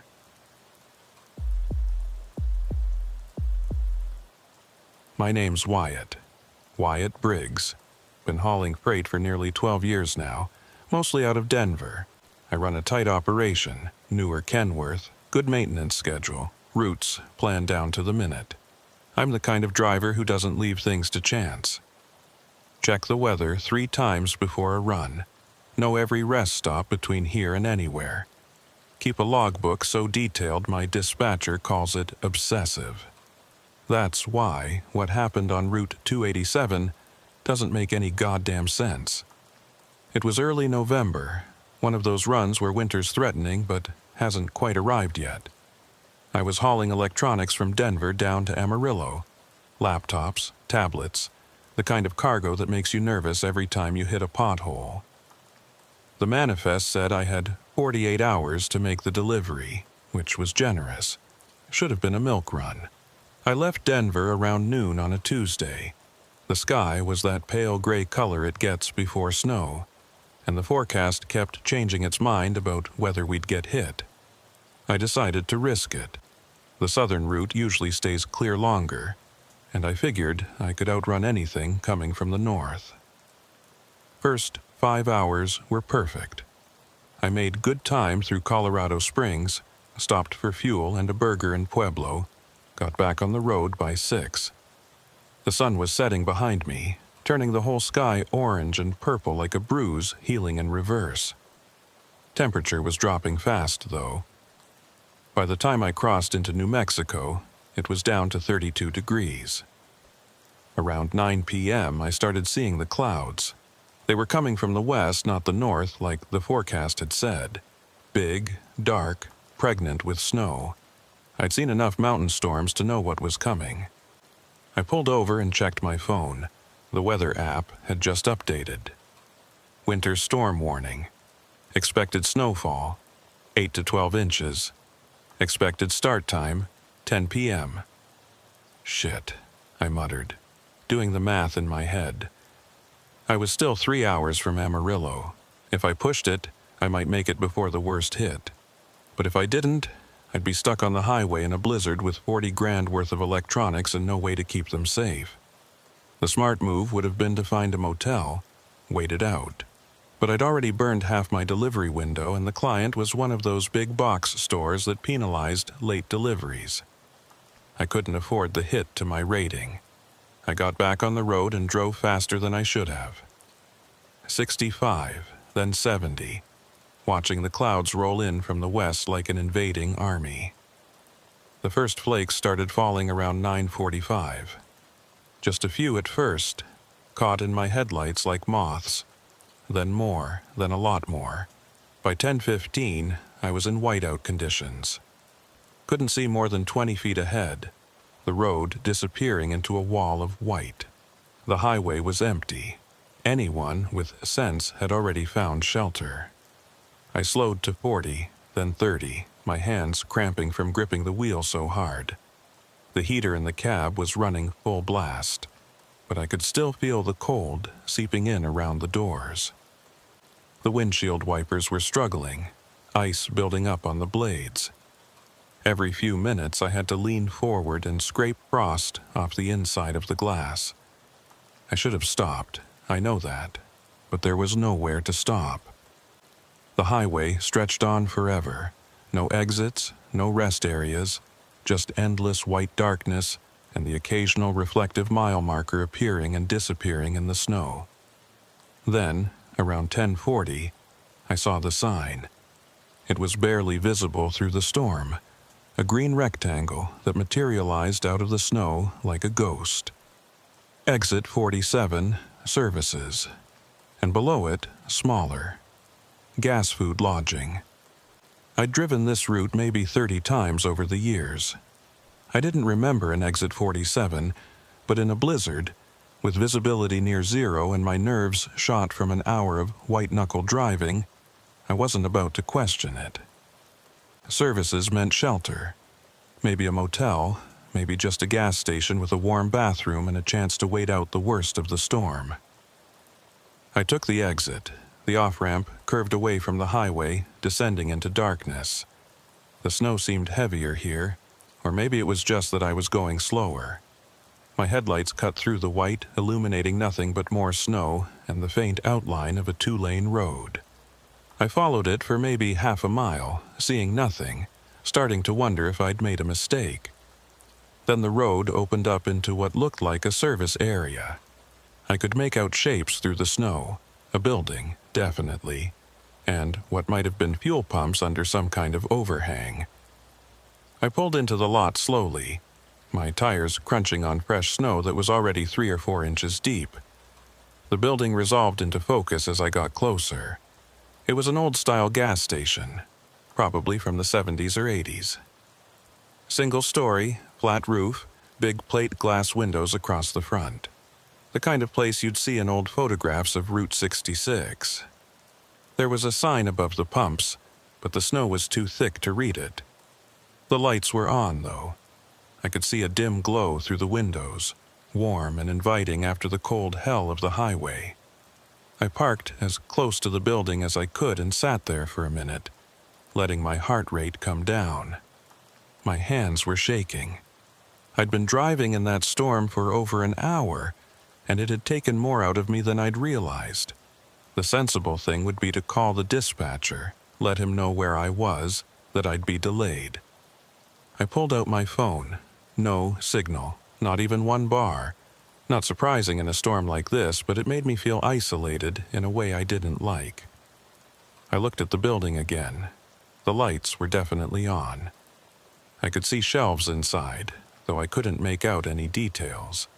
Someone was probably in there, warm and dry, maybe with a phone I could use, or at least information about when the storm might pass. I grabbed my heavy coat from the sleeper cab and stepped out into the storm. The cold hit me like a physical force. The wind had picked up, driving snow into my face hard enough to sting. I put my head down and trudged toward the building, each step sinking into snow that was now ankle-deep. The wind made a sound out here, not howling exactly, more like breathing, deep and rhythmic, in and out, like the storm itself was alive. I shook off the thought and kept walking. The pumps were old. I could see that even through the snow. the kind with mechanical number wheels instead of digital displays. The price showed $1.89 per gallon, which meant they hadn't been updated in at least 15 years.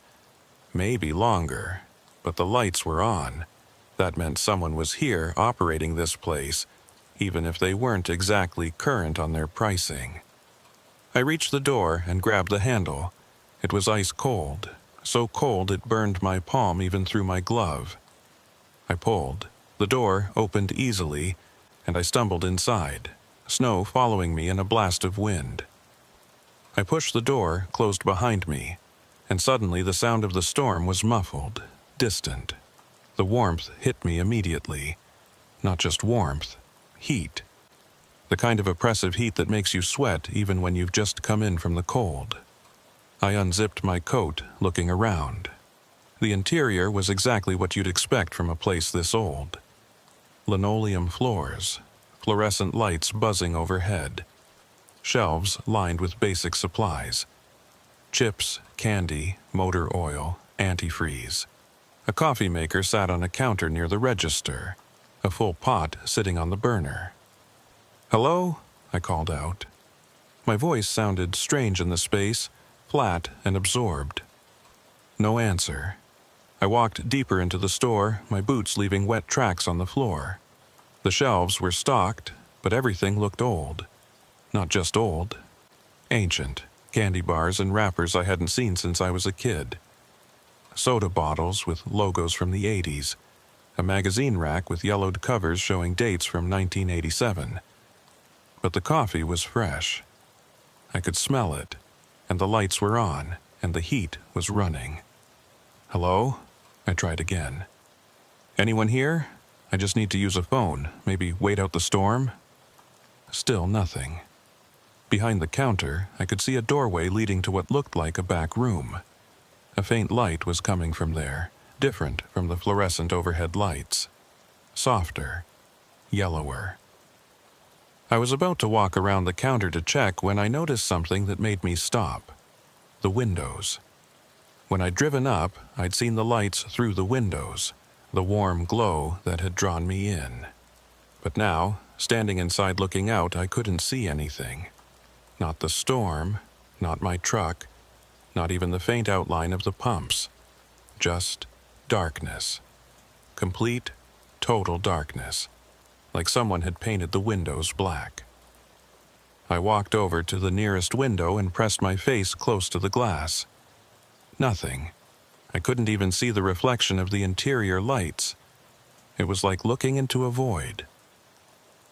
"That's weird," I said out loud, my breath fogging the glass. Behind me, I heard something. A soft sound, like a door creaking open. I spun around. The back room door was still closed. The store was empty. But I'd definitely heard something. "Look, I don't mean to intrude," I called out, my voice shakier than I wanted it to be. "I'm just a driver who pulled off in the storm. If someone's here, I'd really appreciate some help." The fluorescent lights flickered, just once, but it was enough to make my heart jump. I walked toward the counter, thinking maybe there was a bell I could ring, or a phone I could pick up. That's when I saw the logbook. It was sitting next to the register, open to a page with handwritten entries. I leaned over to look at it. It appeared to be some kind of visitor log, listing people who'd stopped at the station. Names, dates, times. The entries were all old. I scanned down the page. March 14th, 1987. June 3rd, 1987. October 29th, 1987. All from the same year. All written in the same neat, careful handwriting. Then, at the bottom of the page, one more entry. Different handwriting, shakier. November 8th, 2017. 10:47 p.m. The date was today. The time was 3 minutes ago. I hadn't written that. I hadn't even touched the book.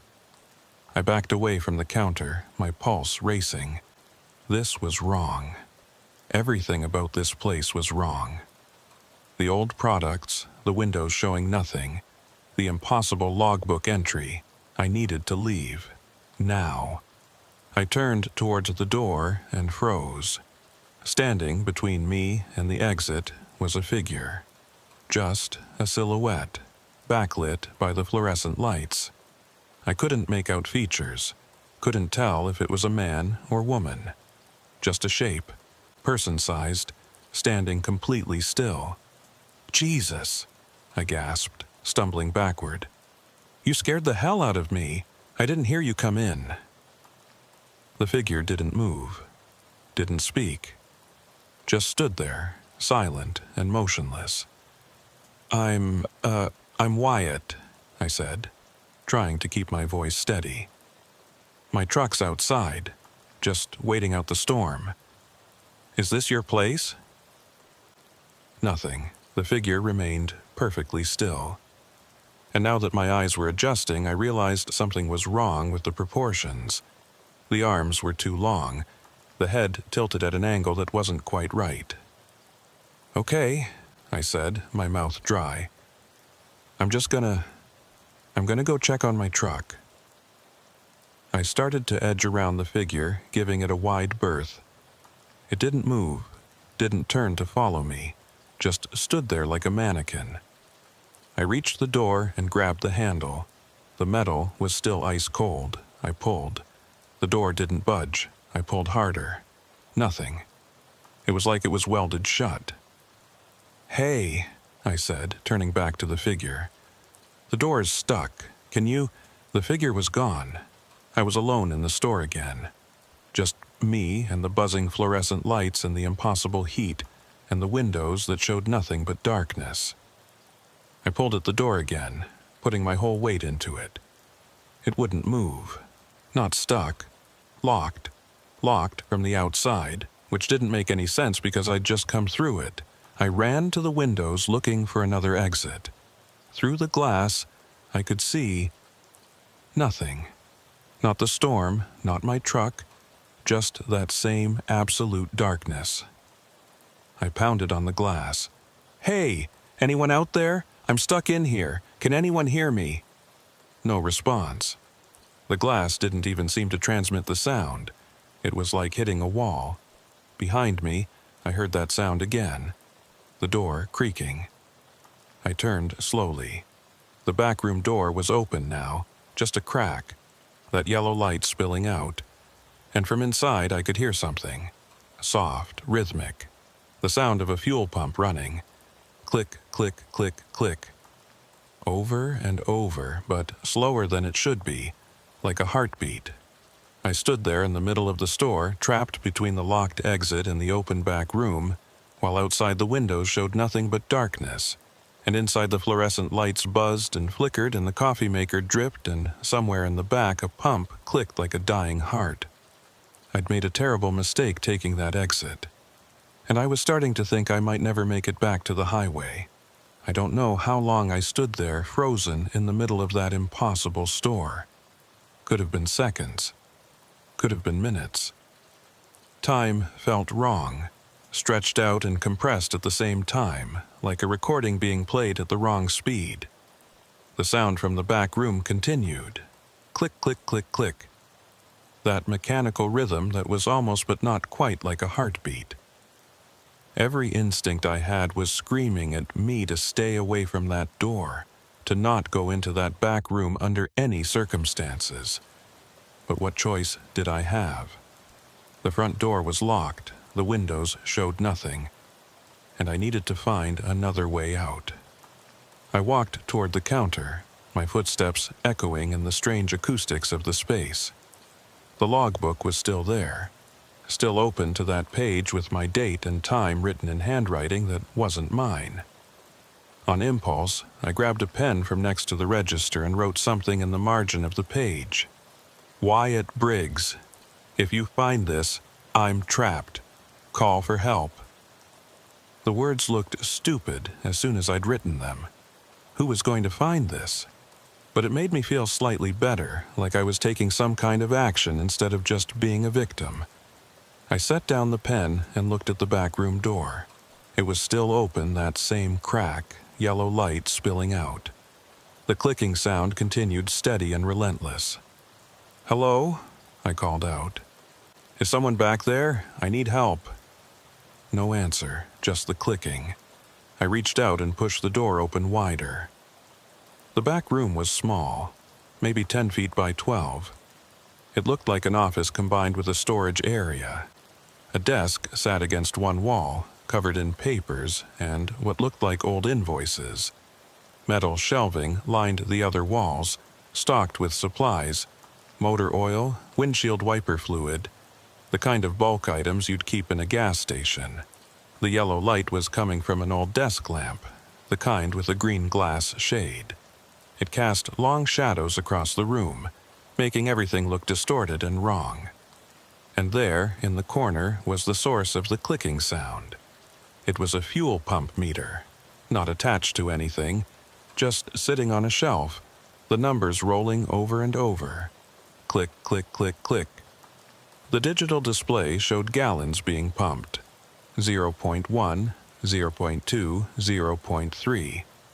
Climbing steadily even though there was no hose, no vehicle, nothing being fueled. I walked over to it, transfixed. The numbers just kept climbing. 1.0, 1.5, 2.0. On and on. "What the hell?" I whispered. I reached out to touch it, to see if maybe I could turn it off, stop that incessant clicking. My fingers were inches from the device when it suddenly stopped. Complete silence. The numbers on the display froze at exactly 4.7 gallons. Then, as I watched, they began counting backward. 4.6, 4.5, 4.4. Click, click, click, click. But in reverse now, like the pump was somehow sucking the fuel back. I pulled my hand away and backed up a step. This wasn't possible. Pumps don't run without power, don't count without being triggered, and definitely don't count backward. Behind me, I heard a sound that made my blood freeze. The front door opening. The bell, I hadn't noticed a bell before, jingling cheerfully. I spun around and looked through the doorway into the main store. I couldn't see the entrance from this angle, but I could hear footsteps. Slow, deliberate moving across the linoleum floor. Someone had come in. Relief flooded through me. Another person. Another driver who'd taken the exit, maybe. Or the station attendant coming back from wherever they'd been. Someone who could explain what was happening, who could help me get out of here. "Hey," I called out, moving toward the door. "Hey, I'm back here, I need help." The footsteps stopped. I stepped into the main store and looked around. Empty. Completely empty. But I'd heard someone. I definitely heard footsteps. "Hello?" I said, quieter now. No response. I walked around the counter, checking the aisles. Nobody. I went to the front door and tried it again. Still locked. But I'd heard it open. I'd heard the bell, unless I hadn't, unless I was starting to lose it, hearing things that weren't there. I pressed my palms against my eyes, trying to center myself. Think, Wyatt. Think rationally. There has to be an explanation. Maybe the station was automated somehow. Maybe that's why there was no attendant. The lights were on timers. The door had some kind of malfunction. The pump meter in the back was just a broken piece of equipment acting up. All perfectly reasonable explanations if I didn't think about them too hard. But the logbook. The entry with my name and the current time, written before I'd even walked in. How did I explain that? I couldn't, so I decided not to try. Focus on getting out. That was the priority. I went back to the windows and examined them more carefully. They were just regular glass as far as I could tell. Not painted, not covered. But looking through them was like looking into a cave, nothing but absolute darkness. I pressed my hand against the glass. It was cold, much colder than it should be with the heat running inside. I grabbed a can of motor oil from a nearby shelf and hefted it, considering. If I broke the window, I could climb out. But what if there was nothing out there? What if the darkness through the glass was real somehow, and breaking through would just let it in? I stood there with the can in my hand, paralyzed by indecision, when the lights went out. Not flickering this time. Just gone. Complete darkness. So absolute I couldn't see my hand in front of my face. I dropped the can, heard it hit the floor with a metallic clatter, and spun around, disoriented. My eyes struggled to adjust, searching for any source of light. There, the back room. That yellow glow from the desk lamp spilling through the doorway. And in that light I saw movement. Shadows moving against shadows. Multiple shapes converging on the doorway from inside the back room. The clicking started again. But not just one pump now. Multiple pumps. Click, click, click, click, click. Overlapping rhythms creating a sound like insects as skittering across concrete. I fumbled for my phone, pulled it out, turned on the flashlight. The beam cut through the darkness, illuminating the store in harsh white light. Empty. The store was empty. The back room door was closed. But I'd seen them. I'd seen shapes moving. My phone buzzed in my hand. I looked at the screen, still no signal. But there was a notification, a text message. That was impossible. You can't receive texts without a signal. I opened it anyway. The message was from an unknown number. No name, no area code I recognized, just a message. Exit 47 doesn't exist. Check your map.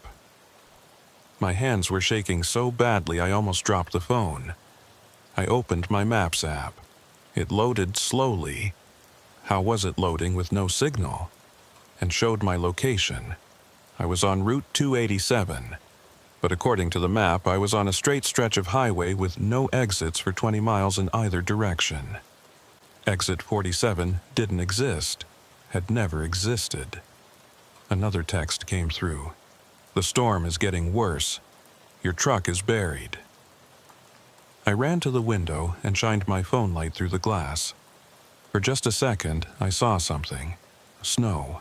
Mountains of it, piled against the window higher than the building. And something dark moving through it. A shape, too large to be human. Then the phone light dimmed, battery at 2%. It had been fully charged when I left Denver. No, no, no, I muttered, frantically trying to preserve what little power I had left. The phone buzzed again. Another message. You should have stayed on the highway. The phone died. Darkness crashed back over me, broken only by that yellow glow from the back room. The clicking continued, dozens of phantom pumps all running at once, counting up and up and up. I stood there in the darkness, trying not to panic, trying to think. This wasn't real. It couldn't be real. I was probably hypothermic. That was it. I'd crashed in the storm and this was all a hallucination. My brain shutting down from the cold. But if that was true, why did everything feel so solid? Why could I smell the coffee and the old plastic of the merchandise and that faint chemical smell of gasoline? The lights flickered back on. I was standing in a different part of the store. I didn't remember moving, but I was near the back, by the shelves of motor oil. How had I gotten here? And the windows, I could see through them now. Not darkness, not snow, just static. Like a television tuned to a dead channel, gray and white fuzz filling the windows from edge to edge. I walked toward the nearest window and stared at the static. It seemed to pulse and writhe, patterns forming and dissolving too quickly to follow. And in those patterns I could almost see shapes, faces maybe, or hands, reaching toward the glass from the other side. I touched the window. It was hot, burning hot, like the glass had been sitting in direct sunlight for hours. I yanked my hand back, and that's when I noticed the pumps outside. Through the static, like shadows, I could see them. And they were running, all of them. Hoses hanging in midair, nozzles pumping fuel into nothing, the numbers on the displays spinning wildly. But there were no vehicles, no one to fuel, just the pumps, running endlessly into the void. I backed away from the window and bumped into something. I spun around. It was one of the shelves, but the products on it had changed. Where there had been motor oil, there was now, I don't even know how to describe it, containers, but wrong. Labels that were text, but not any language I'd ever seen. Shapes that hurt to look at directly. I blinked, and they were motor oil containers again. Normal. Familiar. "I need to get out of here," I said out loud. My voice sounded strange, distant, like I was hearing it through water. The clicking stopped, all at once. Every phantom pump, silent. The silence was worse than the sound had been. I held my breath, listening. For what, I didn't know. Just listening. And then I heard it. Footsteps again. But not from the entrance this time. From above. I looked up at the ceiling. Stained acoustic tiles, fluorescent lights, nothing unusual. But the footsteps continued directly overhead. Walking. Pacing. Like someone in an apartment upstairs. Except this was a single-story building. There was no upstairs. The footsteps stopped directly above me. I waited, every muscle tensed, for something to happen. A drop of liquid fell from the ceiling tile. It hit my shoulder, dark and viscous. I looked down at it. Not water, thicker. In the fluorescent light it looked almost like oil, motor oil. Another drop, and another, coming faster now. I looked up. The ceiling tile was bulging downward, sagging under some weight. More liquid dripped through, splattering on the floor around me. The tile creaked, the metal frame holding it groaning. I ran. Didn't think, just ran toward the back room. I heard the ceiling tile crash behind me, something heavy hitting the floor with a wet thud. I didn't look back. I burst through the back room door and slammed it shut behind me. The clicking started again immediately. All the pumps at once, deafening in the small space. I put my hands over my ears, but it didn't help. The sound was inside my head now. The desk lamp flickered. In the strobing light I saw them. Figures. 5 or 6 of them. Standing in the corners of the room, in the shadows, wherever the light didn't quite reach. They were perfectly still, watching me. "What do you want?" I screamed over the clicking. "What the fuck do you want from me?" One of them moved, just slightly, tilted its head, like it was considering the question. Then it spoke. The voice came from everywhere and nowhere. Not words exactly, more like the feeling of words.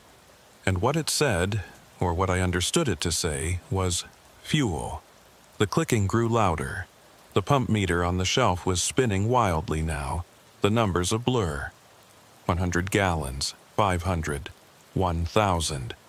Climbing impossibly fast. The figures started moving toward me.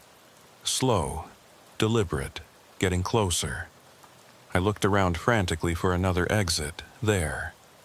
A door in the back wall. I'd thought it was just a closet, but maybe... I lunged for it, grabbed the handle, pulled it open. Cold air rushed in. Real cold, winter cold, and light, gray, dawn light. I stumbled through the door and found myself outside.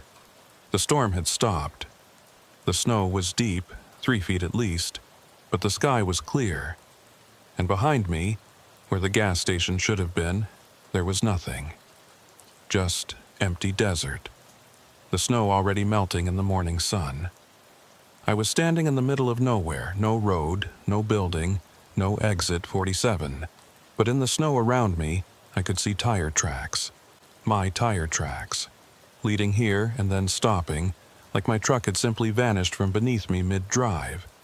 And in the distance, barely visible through the morning haze, I could see Route 287, the highway I'd left, the highway I needed to get back to. I started walking. It took me 3 hours to reach the highway, 3 hours of trudging through snow, my legs going numb, my lungs burning from the cold. Twice, I thought I heard the clicking sound behind me. Twice, I refused to look back. When I finally collapsed on the shoulder of Route 287, a truck stopped. A real truck, with a real driver who looked at me like I was a ghost. "Jesus, buddy," he said. "You okay? Where's your rig?" I couldn't answer. I just let him help me into his cab, let him call the police, let him wrap me in a blanket while I shivered and tried to remember how to breathe normally. The police found my truck 2 days later. It was off Route 287, 40 miles south of where I'd supposedly exited. Buried in a snowdrift, empty. The electronics I'd been hauling were gone. No sign of theft, no footprints, nothing, just gone. The insurance company called it weather-related damage. My dispatcher called it negligence. I lost my contract with that client. But none of them could explain the fuel. When they pulled my truck out of the snow, the tank was empty, completely dry. I'd filled up in Pueblo with 200 gallons. The distance I'd driven should have used maybe 30. 70 gallons. Just gone. And when they checked the odometer, it showed I'd driven 847 miles since Pueblo, but I'd only traveled maybe 200 miles down the highway. 647 miles. Unaccounted for. I don't drive Route 287 anymore. I don't care how much time it adds to the trip. I take the long way around. Always. Because sometimes, late at night when I'm on an empty highway, I see it in the distance. A green sign emerging from the darkness. Exit 47. And I know if I take it, this time I won't make it back. After they found my truck, I took 2 weeks off. Told my dispatcher I needed to recover from the exposure, which was true enough. I'd gotten minor frostbite on 3 toes from that walk through the snow, and the doctors wanted to make sure I didn't develop any complications. But the real reason I needed time off was that I couldn't sleep. Every time I closed my eyes, I was back in that station, seeing those figures in the shadows, hearing that clicking sound, feeling the weight of all that impossible fuel being pumped into nothing, into nowhere. I saw a therapist. Didn't tell her the truth, of course. Told her I'd gotten disoriented in the storm, had some kind of panic attack, hallucinated the whole thing. She nodded sympathetically and prescribed anti-anxiety medication. The pills helped with the shaking. They didn't help with the dreams. 2 weeks turned into 3, then 4. My savings were running out, but I couldn't bring myself to get back in a truck. Every time I thought about it, I'd feel that same cold certainty. If I went back on the road, I'd end up at exit 47 again. My landlord wasn't sympathetic. Rent was due. Either I paid or I was out. So in early December, I took a short haul, Denver to Colorado Springs, just 2 hours each way. Nothing that would put me on Route 287 or anywhere near that stretch of New Mexico highway. It should have been fine. I picked up the load, furniture, nothing fancy, and headed south on I-25. It was a clear day, no snow in the forecast, plenty of traffic. Normal, safe. I made it to Colorado Springs without incident. Delivered the furniture, got the paperwork signed, grabbed lunch at a diner I'd been to a dozen times before. Everything was fine until I started the drive back. I was about 20 minutes north of the Springs when I saw it. A green highway sign ahead, barely visible in the late afternoon sun. Exit 47. Services. My heart stopped. That was impossible. This was I-25.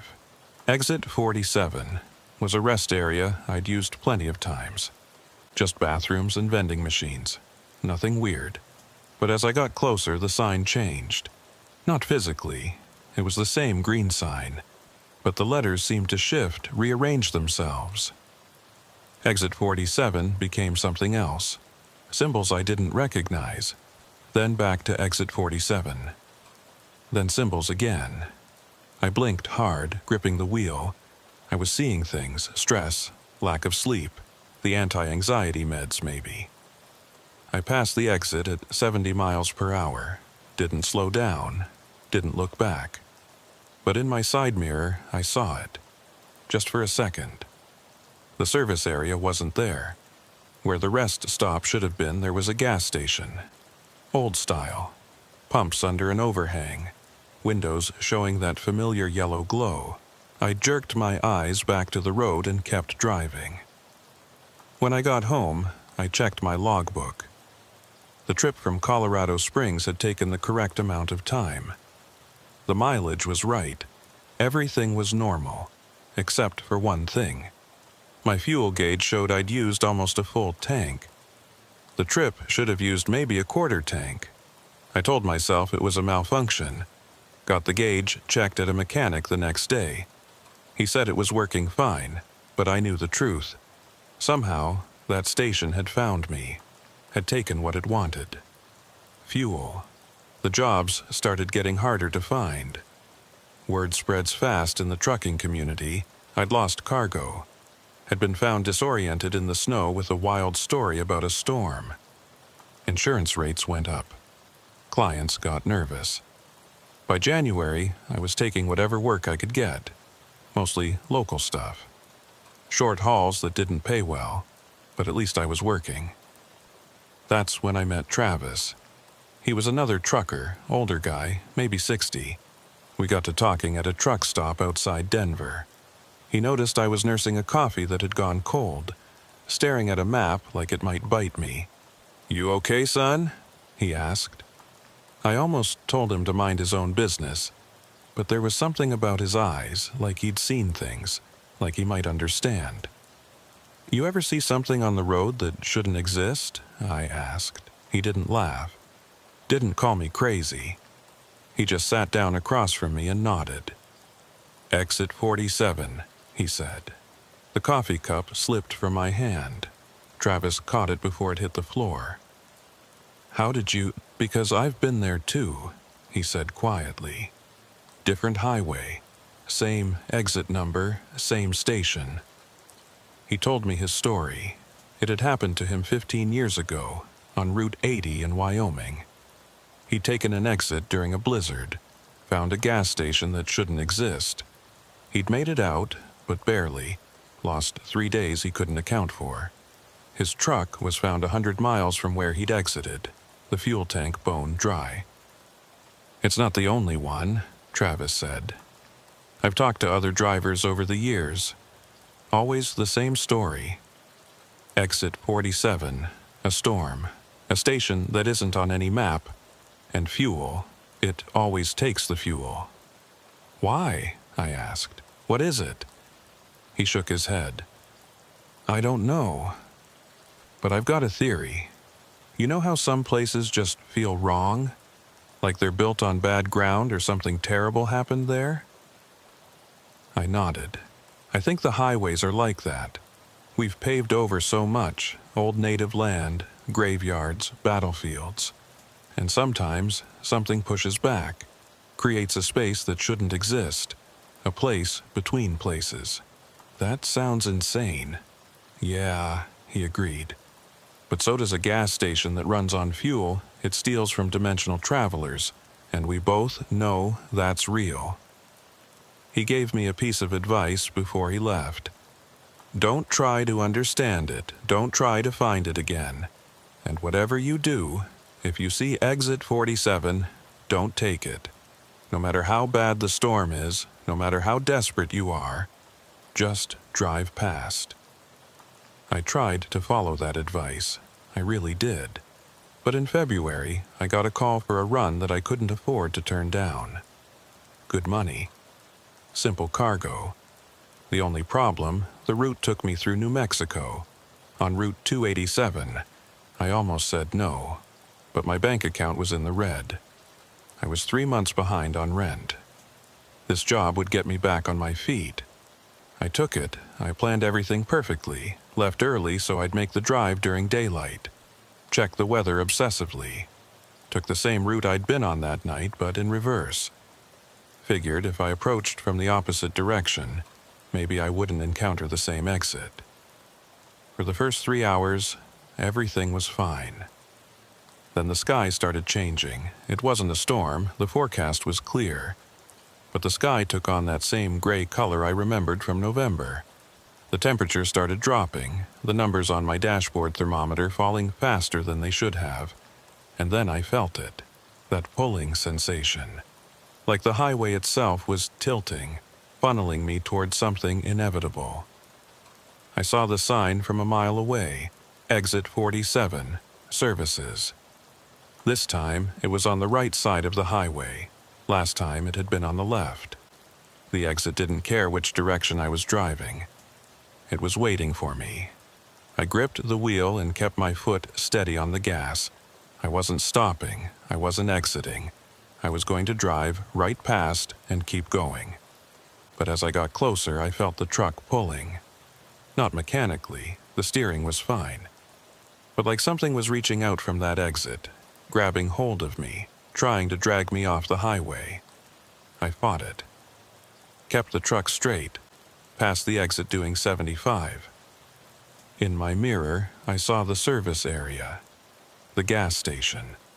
It looked different in daylight, more decayed.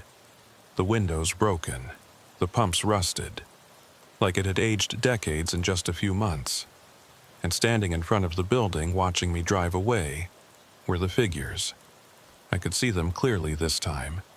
They looked almost human. Almost, but their proportions were wrong, their movements too smooth, their faces too blank. One of them raised a hand, not waving, just pointing at me, marking me. I drove for another 5 miles before I realized something was wrong. The fuel gauge was dropping. Fast. Faster than it should be. I watched it fall from half a tank to a quarter, then to empty. The low fuel warning light came on. No, I said. No, no, no. I looked for an exit, a real exit, any exit. But the highway stretched on, empty and endless. The engine started to sputter. I was going to run out of fuel in the middle of nowhere, with no help for miles. And I knew with absolute certainty that if I stopped, the station would come to me.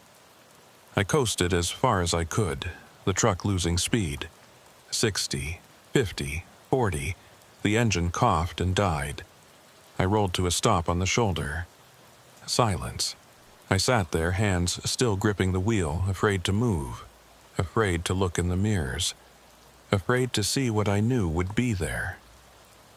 A sound reached me through the cab, soft, distant, but growing closer. Click, click, click, click. A fuel pump, running. I forced myself to look in the side mirror. The gas station was there, not behind me where it should be, right next to me, like it had materialized on the shoulder of the highway, impossible and real. The pumps were running. All of them. Hoses snaking toward my truck. And the figures were walking toward me. Slow. Purposeful.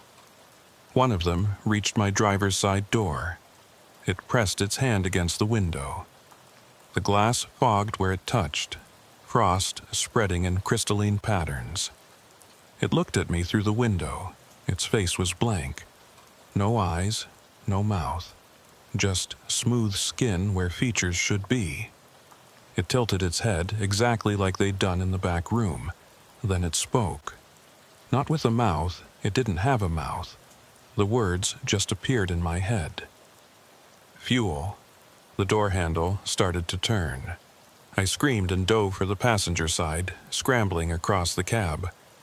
I hit the passenger door with my shoulder spilling out onto the pavement.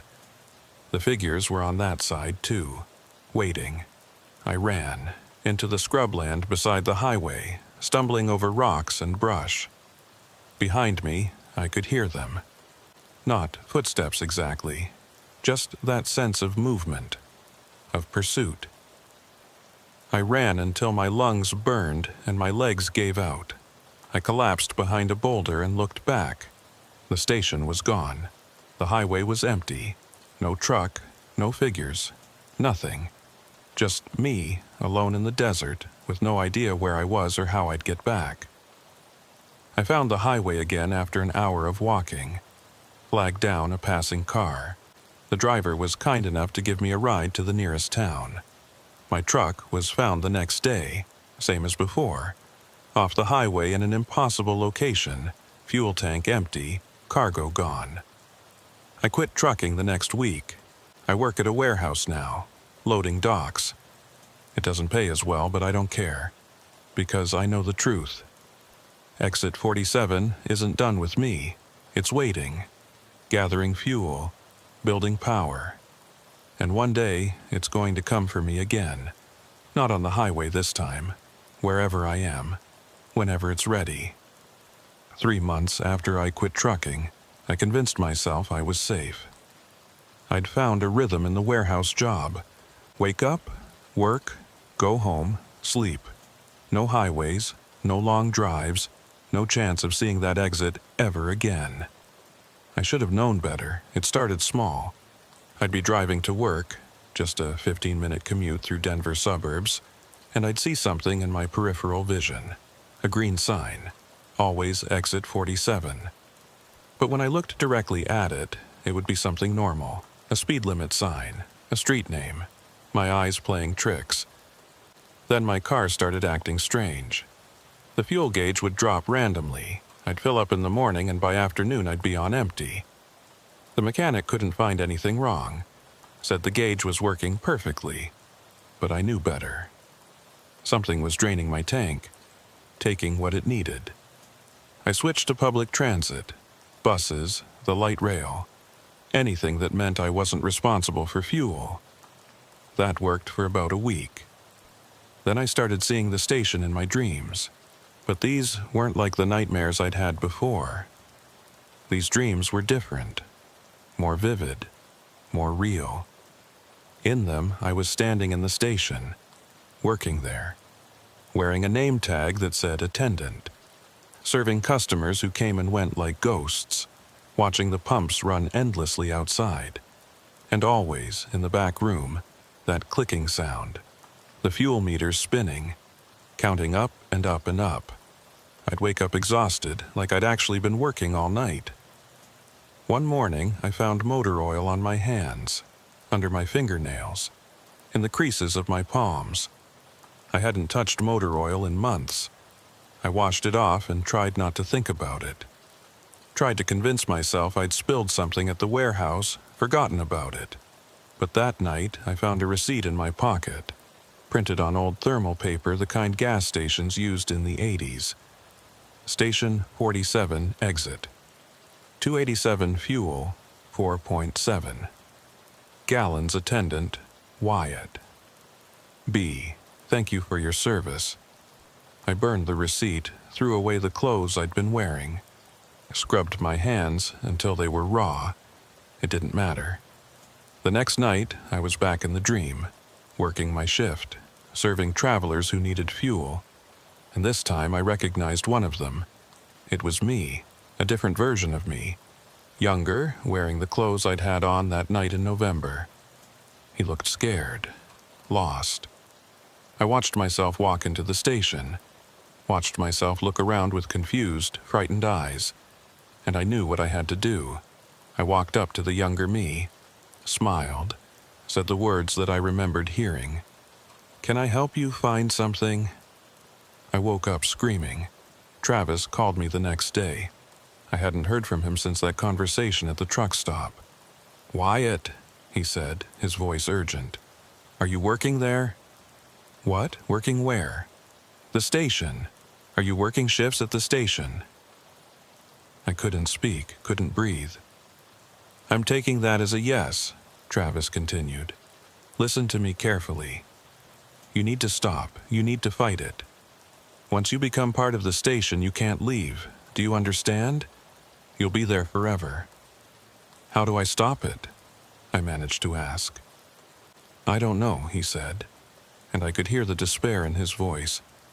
I've been trying to figure that out for 15 years. Every driver I've talked to who got too close, they all end up the same way. Working shifts, fading, eventually they just disappear. Stop answering calls, stop existing in the normal world.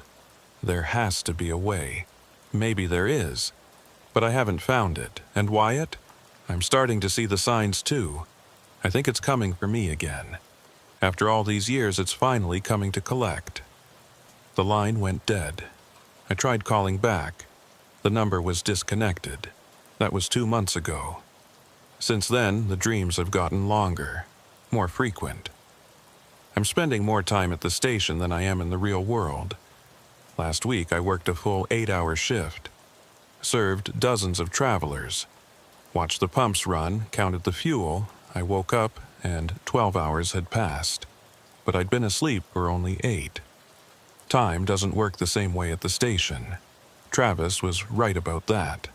I can feel myself fading, becoming less real. Sometimes I look in the mirror and my reflection is transparent, like I'm barely there. My landlord left a note on my door yesterday, asking if I still lived here. Said he hadn't seen me in weeks. But I was here. I've been here every day. Haven't I? I don't know anymore. Tonight, I'm going to try something. One last attempt to break free. I'm going to go back to Route 287, going to find exit 47, and I'm going to walk into that station while I'm awake, fully conscious, and demand answers. Maybe it'll kill me. Maybe I'll end up trapped there forever. But at least I'll know. At least I'll understand what's happening to me. I'm writing this down in case I don't make it back. In case someone finds this and wonders what happened to Wyatt Briggs, the trucker who lost his mind and disappeared. I'm not crazy. I want to make that clear. Exit 47 is real. The station is real. And it's hungry. It feeds on fuel, on the energy we use to move through the world. And once it marks you, once it decides you belong to it, there's no escape. Maybe there never was. Maybe from the moment I took that exit in the storm, I was already gone. But I have to try. I have to know if there's a way out. The following entry was found written in different handwriting, dated 3 days later. They found Wyatt's car on the shoulder of Route 287, engine running, fuel tank empty. No sign of the driver. Search parties combed the area for a week. Nothing. The GPS in his car showed he'd driven 847 miles before stopping, but Route 287 doesn't extend that far in either direction. Those extra miles, unaccounted for. His phone was in the car. One unsent text message in the drafts. I found it. The station is everywhere. Exit 47 is on every highway, waiting. And I understand now, it doesn't take fuel, it is fuel. It's the space between here and there. The energy that moves us from place to place. And we're not travelers passing through. We're the fuel, we always were. The message was never sent. Wyatt Briggs was never found. But drivers on Route 287 report seeing something strange. A gas station that appears and disappears. Always during bad weather. Always at night.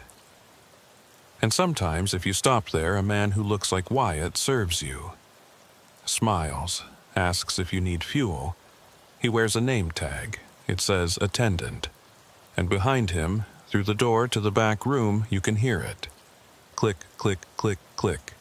The pumps, running forever.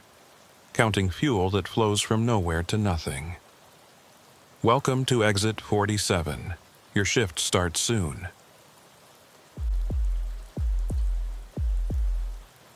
Name's Mason. Mason Hayes. I've been running freight for 8 years, mostly Pacific Northwest routes. Seattle down to Portland, sometimes as far as Sacramento. It's good work if you don't mind the rain, which I don't. Grew up in Oregon. Rain feels like home. I'm telling you this because what happened to me doesn't make sense. I'm not the kind of guy who sees things. I don't believe in ghosts or UFOs or any of that conspiracy theory nonsense. I believe in what I can see, what I can touch, what shows up on my GPS and my logbook. But sometimes, the things you can see are the ones that destroy you. This started in late March, on a run I'd done maybe 50 times before. Simple job. Pick up restaurant equipment in Tacoma, deliver it to a new place opening in Redding, California. Should have been about 8 hours straight through, maybe 10 with breaks. I left Tacoma around 11 p.m., later than I'd planned. The loading took forever. The warehouse crew was short-staffed and the equipment was heavier than the manifest said. By the time I got on I-5 South, it was pushing midnight. The highway was empty. That's normal for this time of night, especially on a Wednesday. Most of the traffic is daytime commuters and long-haul guys who stick to daylight hours. I prefer nights. Less traffic, easier driving, and you can make better time. I had my playlist going, classic country, the stuff my dad used to listen to, and 3 energy drinks lined up in the cup holders. Everything was routine. Normal. Around 2 a.m., I crossed into Oregon. The rain had started, that soft, persistent drizzle that the Pacific Northwest specializes in. Not enough to be dangerous, just enough to make the road gleam black under my headlights. I was maybe 30 miles south of Portland when I started feeling wrong. Not sick wrong. More like aware wrong. Like someone had just walked into a room behind me, and I could feel their presence even though I couldn't see them. The hairs on the back of my neck stood up. I checked the mirrors. Nothing but empty highway and rain. I turned down the music, listened. The truck sounded fine. Engine humming steady, no weird rattles or knocks. Rain pattering on the roof. My own breathing, normal. But the feeling wouldn't go away. I passed a mile marker 267. Checked my GPS. Everything looked right. I was on course, making good time, no detours needed. The feeling intensified. I don't know how else to describe it. It was like the air pressure in the cab had changed. Like I was ascending in an airplane, that pressure building behind your ears. But I was on flat highway, sea level. Then I saw the sign. It was one of those old wooden signs, the kind they stopped using in the 70s when everything went to reflective metal. Hand-painted letters, weather-worn, route stop, 2 miles. I'd never seen that sign before, and I'd driven this stretch of I-5 dozens of times. I slowed down without really meaning to. From 70 to 60, my foot just eased off the gas. The feeling of wrongness was stronger now, almost nauseating. Another sign appeared. Route stop, 1 mile. Last services, 87 miles. That couldn't be right. There was a truck stop about 40 miles south. I'd stopped there plenty of times, but something made me keep watching for it. Curiosity, maybe. Or that same self-destructive impulse that makes you slow down to look at car wrecks. The exit appeared exactly 1 mile later. Not an interstate exit. This was older. The kind of turnoff that existed before they built the highway. A narrow 2-lane road cutting off into the darkness, marked by a single reflective post. I should have kept driving. Every rational instinct said to stay on the highway, ignore the weird signs, chalk it up to exhaustion or old infrastructure that hadn't been properly removed. But I took the exit. I don't know why. I've thought about it 1,000 times since then. Tried to understand what made me turn that wheel. Maybe it was the feeling. That sense of something waiting. Something that would be offended if I just drove past. The exit ramp was rough, pitted with potholes. My truck bounced and groaned. The road curved away from the highway, descending slightly, and within seconds I couldn't see I-5 anymore. Just darkness and rain, and the narrow beam of my headlights. I drove for maybe 3 minutes before I saw the lights. Not bright lights, not the welcoming glow of a modern truck stop. These were dim, flickering, that sickly blue-white color of old neon. They outlined a building maybe 100 yards ahead. As I got closer, I could make out details. It was a route stop, all right. The kind that used to dot highways in the 40s and 50s. Single-story rectangular building, flat roof, probably concrete block construction. A covered area over what looked like 2 old pumps, and above it all, a neon sign that said Route Stop in cursive letters, half the tubes dark or flickering. The place looked abandoned, or should have been abandoned. The windows were dark except for one, a small window near the door that glowed with that same blue-white neon light. I pulled into the lot slowly. The pavement was cracked, weeds growing through the gaps. The pumps were ancient, the kind with glass cylinders on top that showed the fuel level. They looked like they hadn't worked in decades. But the lights were on. Someone had to be maintaining them. Someone had to be paying the electric bill. I put the truck in park and sat there, engine idling, debating. I didn't need gas, didn't need food, didn't need to use a bathroom. There was absolutely no reason to get out. But that feeling was back, stronger now.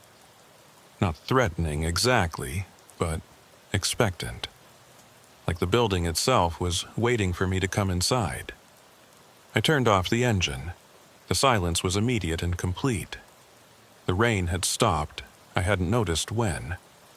No wind, no distant traffic sounds from the highway, just my own breathing and the tick-tick-tick of the engine cooling. I got out and immediately noticed something strange about the air. It smelled wrong. Not bad wrong, chemical wrong. Like ozone after a lightning strike mixed with something else.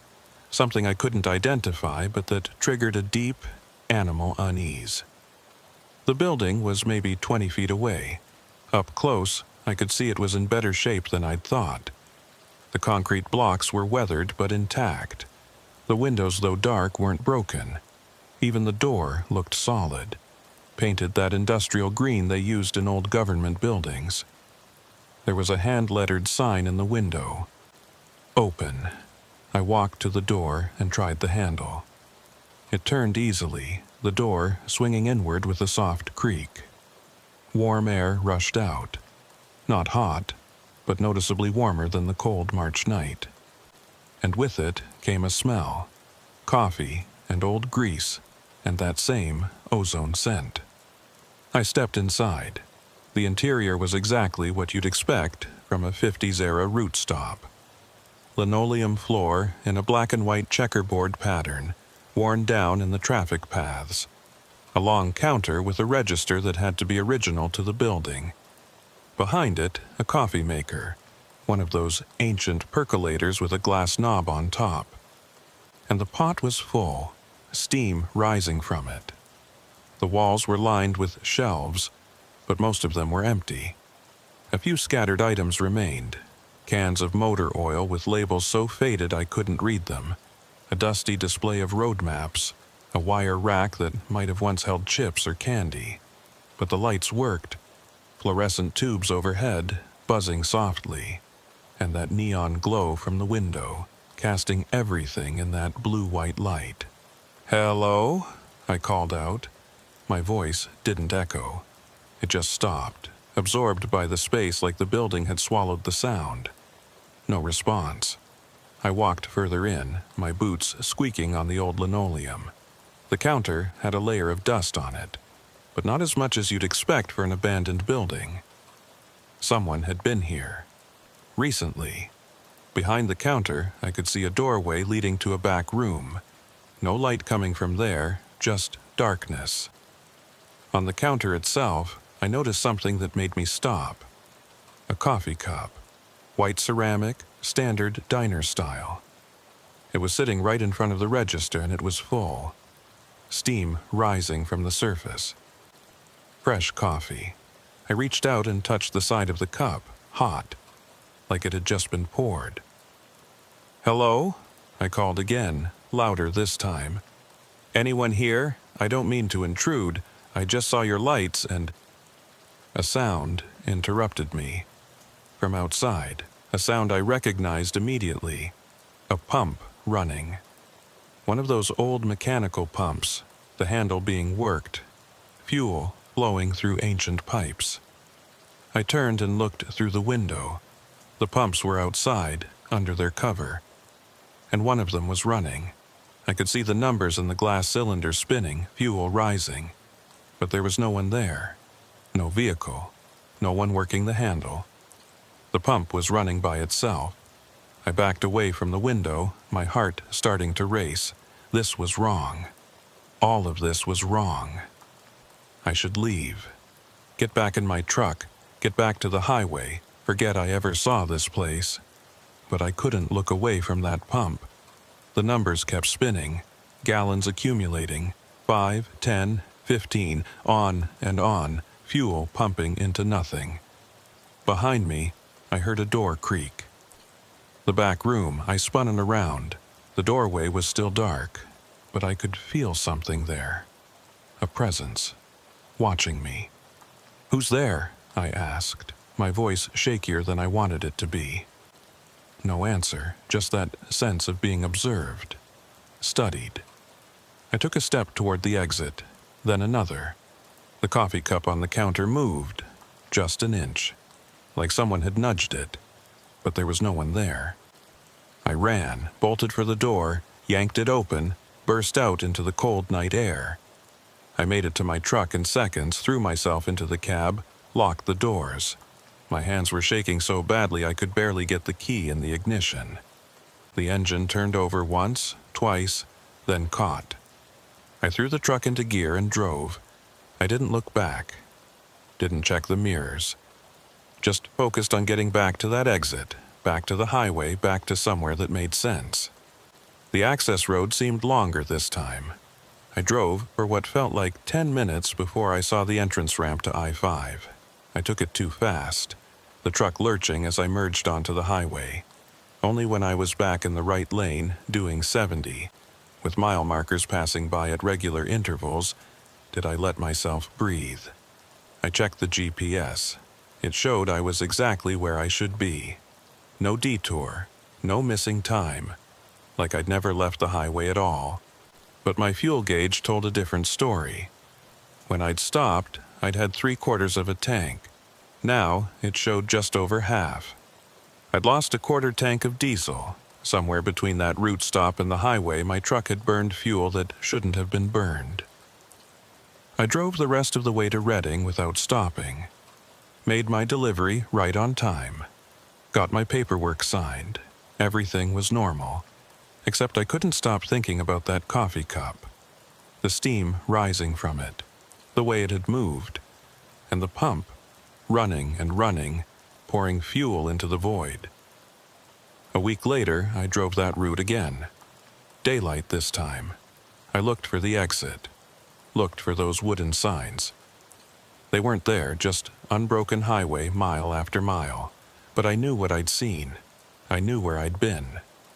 And late at night, when I'm driving through empty stretches of highway, I sometimes see it in the distance. A flicker of blue-white neon, a sign that says route stop, waiting for me to come back. I didn't tell anyone about the route stop. What would I say? I saw an abandoned gas station that wasn't there and lost some fuel I couldn't account for. I'd sound crazy. But I couldn't stop thinking about it. That coffee cup, the pump running, the feeling of being watched from that dark doorway. I started researching old route stops in Oregon. Spent hours in online archives, looking at historical maps, reading about highway development in the 40s and 50s. I found dozens of them. Little service stations that had been built along the old routes before the interstate system. Most of them were gone now, demolished or left to rot. A few had been converted into other businesses, antique shops, diners, the occasional private residence. But I couldn't find any reference to a route stop where I'd seen one. That stretch of I-5 had been built in the 60s, cutting through empty farmland. According to the maps, There had never been anything there. I should have let it go. But I've never been good at letting things go. 3 weeks after my first visit, I took the same run, Tacoma to Redding. Same time, same route. I told myself I was just doing my job, but I knew the truth. I was looking for it. I left Tacoma at 11:30 p.m., later than last time. Traffic was light. Rain started just south of Portland, that same persistent drizzle. Around 2 a.m., I felt it again. That pressure. That sense of presence. I watched for the signs. Mile marker 267 passed. Then 268. I was in the right area. And there it was. The same wooden sign. Hand-painted letters. Route stop. 2 miles. This time I didn't hesitate. I took the exit as soon as it appeared. The access road was exactly as I remembered. Rough pavement, potholes, descending away from the highway into darkness, and at the end, those blue-white neon lights. The building looked the same. Same cracked parking lot, same ancient pumps, same open sign in the window. But something was different. There was a vehicle parked near the entrance. Not a modern car. It was an old truck, maybe from the 60s. Faded blue paint, chrome bumpers, the bed empty. It looked like it had been sitting there for years. I parked next to it and got out. The air had that same wrong smell, ozone and chemicals. The rain had stopped again, just like last time. I walked over to the old truck and looked inside. The cab was empty, but the keys were in the ignition. I tried the door, unlocked. On impulse, I turned the key. The engine turned over immediately, fired up like it had just been driven yesterday. It idled smooth, no knocking, no problems. I turned it off and stepped back, my heart pounding. That truck should have been dead, rusted. Nothing inside it should work. But it ran perfectly. I looked at the route stop. The neon sign flickered, some letters going dark for a moment before coming back. Route stop, route stop, route. I walked to the door and pushed it open. The interior was different this time. Not a lot, but enough to notice. The shelves weren't quite as empty. There were more items now. Cans of food with labels I didn't recognize. Bottles of soda in shapes I'd never seen. A rack of magazines with covers that seemed to shift when I looked directly at them. The coffee pot was still on the counter, still full, still steaming. But there were 2 cups now, both fresh. Both waiting. "Hello?" I called out. This time, I got an answer. "Be right with you." A man's voice coming from the back room. Casual, friendly, like this was a normal transaction. I froze, every muscle tensed. Someone was here. An actual person. Footsteps approached from the back. Slow, steady, boot heels on linoleum. A man emerged from the doorway. He was maybe 60, weathered face, wearing coveralls and a flannel shirt. He looked completely normal, completely real. "Sorry about that," he said, smiling. "Was doing some inventory. You need gas? Coffee?" I couldn't speak for a moment. He just stood there waiting patiently. I don't need gas," I finally managed. "I was just... The sign said this was open." "Always open," he said. 24 hours. Been that way since 1952. That would make this place over 60 years old. But he said it like the route stop had been operating continuously all that time. "I drive this route a lot," I said carefully. "I've never seen this place before." He shrugged. "Most people don't. You've got to be looking for it. Or it's got to be looking for you." He walked behind the counter and grabbed one of the coffee cups. "You sure you don't want some coffee? It's fresh." "No, thank you. I should get back on the road." "Long drive ahead?" "Redding. Delivering restaurant equipment." He nodded, like this was the most normal conversation in the world. Be careful out there. Roads get strange this time of night. Strange how? He looked at me then, really looked at me. His eyes were wrong. Not the color or the shape, just the way they reflected the neon light. Like there was something behind them that wasn't entirely human. Strange, like you've already noticed, he said. You've been here before, 3 weeks ago. Came in, saw the pump running, got scared and left. I hadn't told him that. Couldn't have told him, but he knew. How? The station remembers everyone who visits, he said. Keeps a record. You're Mason Hayes, drive a freightliner, live in Portland, divorced 2 years ago. No kids. He smiled, but it didn't reach his eyes. The station knows lots of things. I backed toward the door. I'm leaving. You can leave, he said. But you'll come back. They always come back. The station has a way of calling to certain people. You felt it, didn't you? That pull. That's how you found us again. There is no us, I said. You're just one guy running an illegal station off the interstate. He laughed, actually laughed. Illegal, that's funny. Mason, this station existed before the interstate, before most of the highways, before you could drive from coast to coast without stopping for directions. We're older than the roads themselves. I grabbed the door handle. The fuel, he said, stopping me. You lost a quarter tank last time.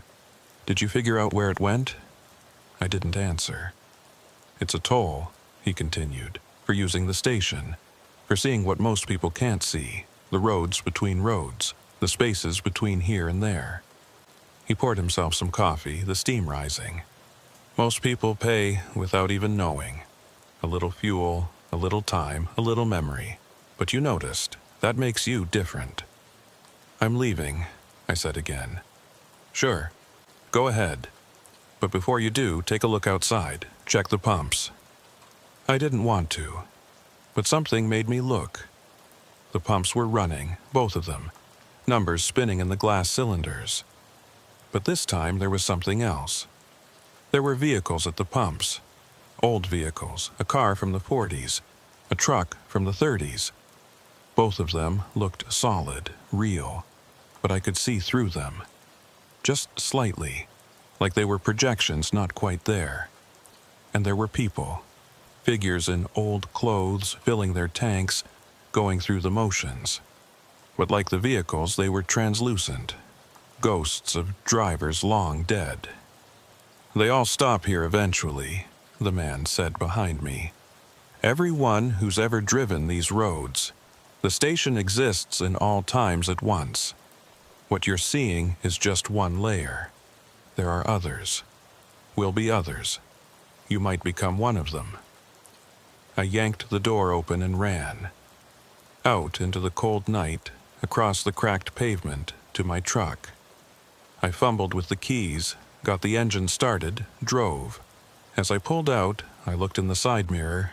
The man was standing in the doorway, watching me go. He raised his coffee cup in a kind of salute, and behind him I could see them. The figures, dozens of them, crowding the interior of the station, overlapping each other, all from different eras, all translucent, all watching me leave. I made it back to the highway in what felt like seconds. One moment I was on that access road, the next I was merging onto I-5. No transition, just a jump cut in reality. My fuel gauge showed I'd lost half a tank this time, but something else was different. My logbook, the one I keep meticulously updated, showed an entry I hadn't written. Route stop, 2:47 a.m., fuel, 28 gallons. Duration, 12 minutes. Except I'd been there for maybe 5 minutes, and I hadn't pumped any fuel. I looked at my watch. 3:15 a.m. I'd lost almost half an hour. Time that was just gone, unaccounted for except for that logbook entry in handwriting that looked like mine but wasn't quite right. I kept driving, made my delivery, acted normal. But I couldn't stop thinking about what the man had said.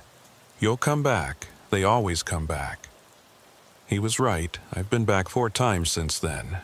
Not on purpose, not really. But whenever I take that route at night, I feel the pull, and sometimes I'm strong enough to resist it. Sometimes I'm not. Each time, something is different. More vehicles. More figures. The shelves fuller, the station becoming more solid, more real, and each time I lose more. More fuel. More time. More memory. I forget things now. Small things. What I had for breakfast. The name of my dispatcher. Where I was supposed to deliver my last load. But I remember the station perfectly. Every detail. The blue-white neon. The coffee cup. The man in the coveralls. I'm forgetting my life and remembering the station. And I know what that means. The station is claiming me. Slowly. Visit by visit. One day I'll stop there and I won't leave. I'll become one of those translucent figures, going through the motions, pumping fuel that doesn't exist, paying a toll for roads I'm no longer traveling. I should stop driving that route. I know I should, but I can't. The pull is too strong now. After my 4th visit to the station, I stopped sleeping properly. I'd close my eyes and immediately I'd be there. Not dreaming about it, actually there. Standing in the route stop, watching the pumps run, seeing those translucent figures overlap and fade. I started keeping detailed notes, dates, times, fuel consumption, anything strange I noticed. I thought if I could document it, understand it, maybe I could figure out how to break free. The notes didn't help. They just showed me how much I was losing. April 3rd. Lost 32 gallons. 47 minutes unaccounted for. April 11th. Lost 41 gallons.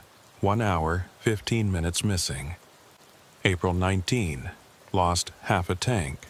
2 hours gone. The gaps were getting bigger. The fuel consumption was accelerating.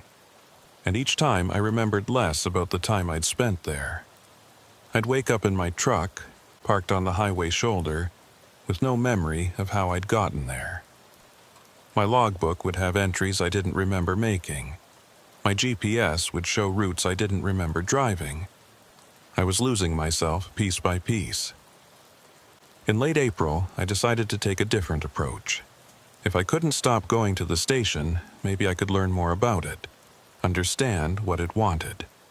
Find others who'd been there. I started asking around, other truckers, old-timers who'd been driving since the 50s and 60s. Most of them looked at me like I was crazy when I described the route stop. But a few recognized the description, and their reactions told me everything I needed to know. One old driver named Garrett went pale when I mentioned the blue-white neon. He stood up without a word and walked away. Refused to talk to me after that. Another driver, a woman named Linda, who'd been hauling freight for 30 years, got quiet when I described the man in coveralls. "You've seen Billy," she said. "Billy?" That's what the old-timers called him. Back in the 60s and 70s, before I started driving, they said there was a station attendant who'd show up on certain routes, always the same guy, never aged, always friendly. But if you stopped at his station too many times, she trailed off. What? What happened? They'd disappear. Oh, their trucks would be found, usually on the side of some highway. But the drivers were just gone. No bodies, no trace, just gone. I felt cold. How many? Enough that it became a legend, a story to scare rookie drivers. Don't stop at Billy's station. But most people thought it was just a story. She looked at me hard. "You've been there more than once, haven't you?" I nodded. "How many times?" 4, maybe 5. I'm losing track. She stood up. "Stop going there. Whatever it takes. Change routes. Quit driving at night. Hell, quit trucking altogether, but stop going to that station. I can't. I try, but then you're already gone, she said flatly. I'm sorry, but once it has you, once you've crossed that threshold enough times, there's no coming back. You're just going through the motions until it decides to take you completely. She left me sitting there, alone in the truck stop diner, with the terrible certainty that she was right. I tried to quit, gave my dispatcher 2 weeks' notice, said I was getting out of trucking, finding something local. He accepted it without question. Probably thought I was having a breakdown, which wasn't far from the truth. My last scheduled run was May 1st. Portland to Eugene, a short haul, daylight hours. Should have been easy. I made the delivery with no problems. Started driving back to Portland around 4 p.m. Plenty of daylight left. No chance of encountering the station. But around Salem, I felt it. That pressure, that pull. It was stronger than ever before. Not a suggestion now, a demand. A hook in my chest, reeling me in. I tried to resist. Gripped the wheel so hard my knuckles went white. Focused on the road ahead. Told myself I was in control. The exit appeared, not at night, in broad daylight, on a completely different highway. But the signs were the same. Route stop, 2 miles. I took the exit. I don't remember making the decision. 1 second I was on I-5, the next I was on that access road descending into darkness even though it was 4 in the afternoon. The sky above me was still blue, but the road ahead was dark, like I was driving into a tunnel. And at the end, those blue-white neon lights. I parked in my usual spot. The old blue truck was there, but there were others now. A dozen vehicles, all from different eras, all looking solid and real and somehow wrong. I walked to the door like a man in a trance, pushed it open, stepped inside. The interior was crowded now. Shelves fully stocked with products that shouldn't exist. Brands I'd never heard of. Items that didn't make physical sense. Bottles that contained more liquid than they could hold. Cans that weighed nothing. Food that smelled fresh but looked decades old. And the figures. So many figures. They filled the station, overlapping each other, all going through the same motions. Browsing shelves, pouring coffee. Standing at the counter. Billy was behind the register. He smiled when he saw me. Mason, right on time. I don't want to be here, I said. I know, but you came anyway. That's how it works. The station calls, you answer. Eventually, you don't have a choice anymore. I looked around at the figures. What are they? Drivers, like you. People who stopped here once, twice, 3 times, until they couldn't leave anymore. Now they're part of the station, part of the road. They exist in the space between here and there, forever traveling, never arriving. I won't become one of them. You already are, Billy said gently. You just haven't accepted it yet. But you will. Could be today, could be next week, could be a year from now. But you'll accept it, and when you do, the transition will be easy, peaceful even. I backed towards the door. No, I'm leaving, and I'm never coming back. You've said that before. He was right. I had said it, after every visit, and I'd always come back. This time I mean it. Sure you do. He poured 2 cups of coffee. But before you go, let me show you something. He gestured toward the back room. The door was open, that yellow light spilling out. I'm not going back there. You should. You need to see. Need to understand what you're becoming part of. Against my better judgment, I walked toward the back room. Billy followed me. The room was different from what I expected. Bigger. Much bigger. It extended back farther than the building should allow, the walls fading into darkness. And it was full of roads. Not pictures of roads, actual roads. stretches of highway extending into the distance, floating in the space, crisscrossing each other at impossible angles. Some I recognized: I-5, Route 101, Highway 99. Others I'd never seen. And on those roads, vehicles, thousands of them, all driving, all moving, but going nowhere. Trapped in an endless loop. "This is what the station is," Billy said. "A nexus. A place where all roads meet, where all journeys converge. You're not in Oregon anymore, Mason. You're not in any place. You're in the space between all places, the road that connects every road." I stared at the impossible sight, my mind struggling to process it. "How long have you been here?" I asked. "I don't remember. Time doesn't work right in this place. Could be decades, could be centuries. I stopped being Billy a long time ago. Now I'm just the attendant, the one who helps new arrivals understand. I'm not arriving, I'm leaving. Not today, maybe, but soon." He was right. I could feel it. The pull was so strong now. Part of me wanted to just give in, stop fighting, accept whatever this was and let it take me. But I wasn't ready. Not yet. I turned and ran, out of the back room, through the station, out the door, into my truck. Engine on, into gear, drive. The access road stretched ahead of me, but it wasn't the same road I'd come in on. It was longer now, darker. The highway seemed impossibly far away. I drove for what felt like hours. The road just kept going, stretching, never quite reaching the highway. And then, suddenly, I was there, on I-5, in daylight. Like no time had passed at all.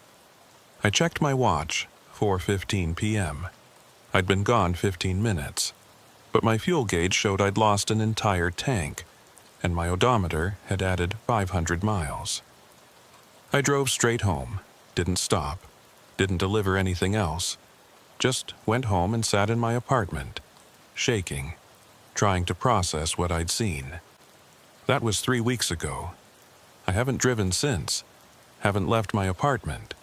I'm too afraid that if I get in a vehicle, any vehicle, the road will take me back. But I can feel the station pulling at me. Even here, 50 miles from any highway, I can feel it. The coffee cup on my kitchen counter is steaming when I wake up. I don't own a coffee maker. The neon light from outside my window is blue-white, even though the nearest sign is a red 7-Eleven logo. And yesterday, I found an entry in my calendar that I didn't write. Route stop, May 25th, final visit. That's tomorrow. I don't know what it means, but I know I'm running out of time. I'm writing this on May 24th at 11:47 p.m. In 13 minutes, it will be the 25th. The date marked in my calendar. The date I'm apparently supposed to make my final visit to the station. I've been sitting in my apartment all day, watching the clock, trying to decide what to do. I could stay here, barricade the door, refuse to go. But I know it won't matter. The station doesn't need me to drive to it anymore. It's coming to me. The walls of my apartment are wrong. They were beige this morning.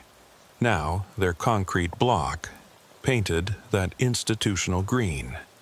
My kitchen counter has become a route stop counter, complete with an ancient register. My apartment is transforming into the station. Or the station is transforming into my apartment. I'm not sure there's a difference anymore. I can hear it now. The pumps outside. Click, click, click, click. Running constantly. The blue-white neon is everywhere. My lights have all taken on that sickly glow.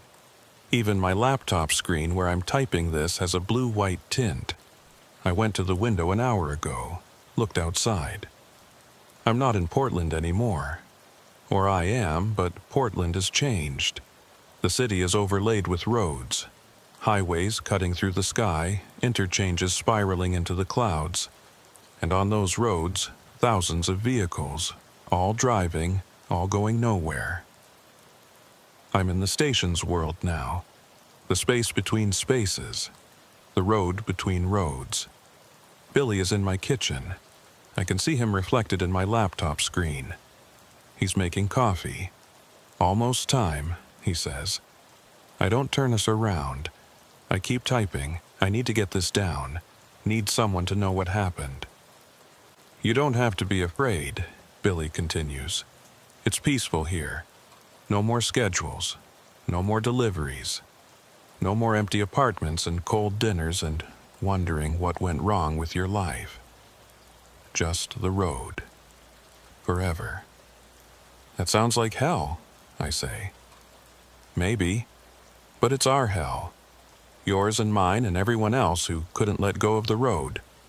We're all here together. You won't be alone. The clock on my laptop changes to 12 a.m.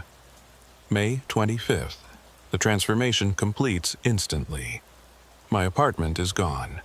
I'm sitting at the counter in the route stop, my laptop on the surface where the register used to be. Billy is behind the counter, pouring 2 cups of coffee. "Welcome home, Mason," he says.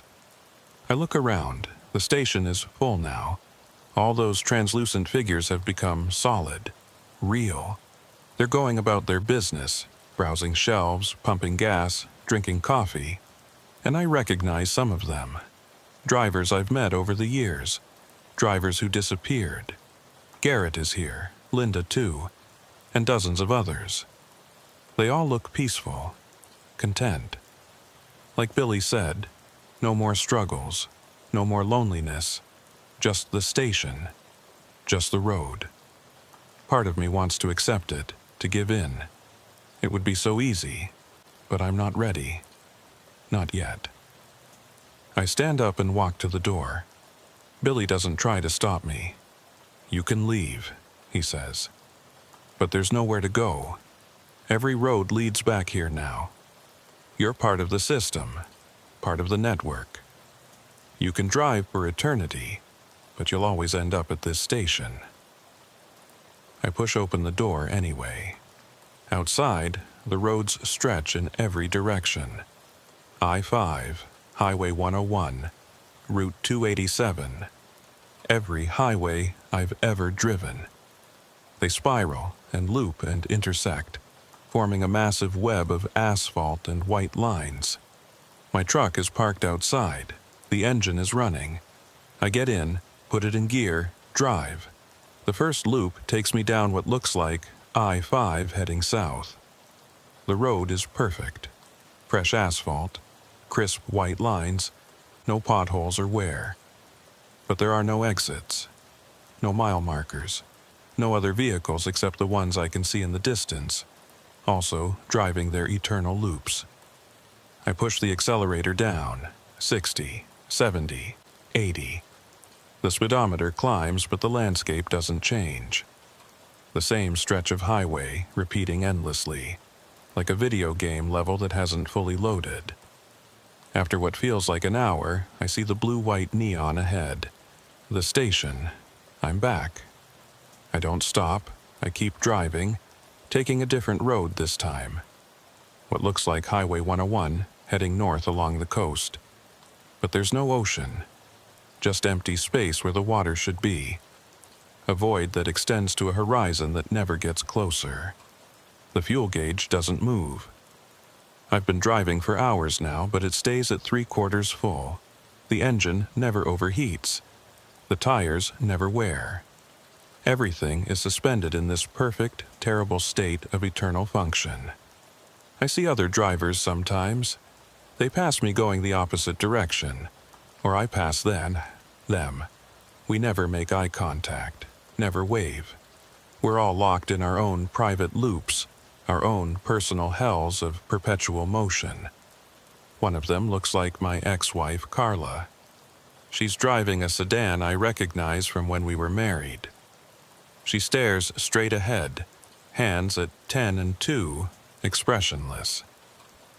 I try to flag her down to get her attention, but she doesn't see me, or won't see me. Maybe she's been here longer than I have. Maybe she stopped at the station years ago, during one of those late-night drives she used to take when our marriage was falling apart. Maybe that's where she really went. The thought fills me with a horror deeper than anything I've felt yet. I drive faster, recklessly, taking turns at speeds that should flip the truck. But nothing happens. The truck stays perfectly on the road, defying physics, defying reality. I'm back at the station again. This time, I've only been gone 20 minutes. Billy is outside, filling up one of the old vehicles. He waves at me cheerfully, like we're old friends. I don't wave back. I take another road, Route 287 this time. The one where Wyatt said he encountered his station. Maybe all these stations are connected. Maybe if I can find his station, or Cole's, I can find a way out through them. The road changes as I drive. The asphalt becomes older, more worn. The landscape shifts from Pacific Northwest forest to desert. I'm crossing through different regions, different realities, all connected by this impossible network of roads. And then I see it. A different station. Not the route stop. This one has a rotating sign, Chever, half the letters dark. I pull over, my heart pounding. This is it. This is Cole's station. The one from the stories I'd heard. The legends about the diesel whispers. I get out of my truck and approach the building. The door opens before I reach it. A man steps out. He looks like me. Same age, same build, same features. But his eyes are different. Empty. Like he's been hollowed out from the inside. "You're not supposed to be here," he says. His voice is mine, but wrong. Like a recording played back at slightly the wrong speed. "I'm looking for a way out," I tell him. He laughs. It's a bitter, hollow sound. "There is no way out. Don't you understand yet?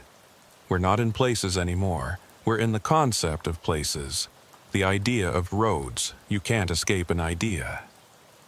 Who are you? I'm you. Or I was you. Or I will be you. Time doesn't work right here.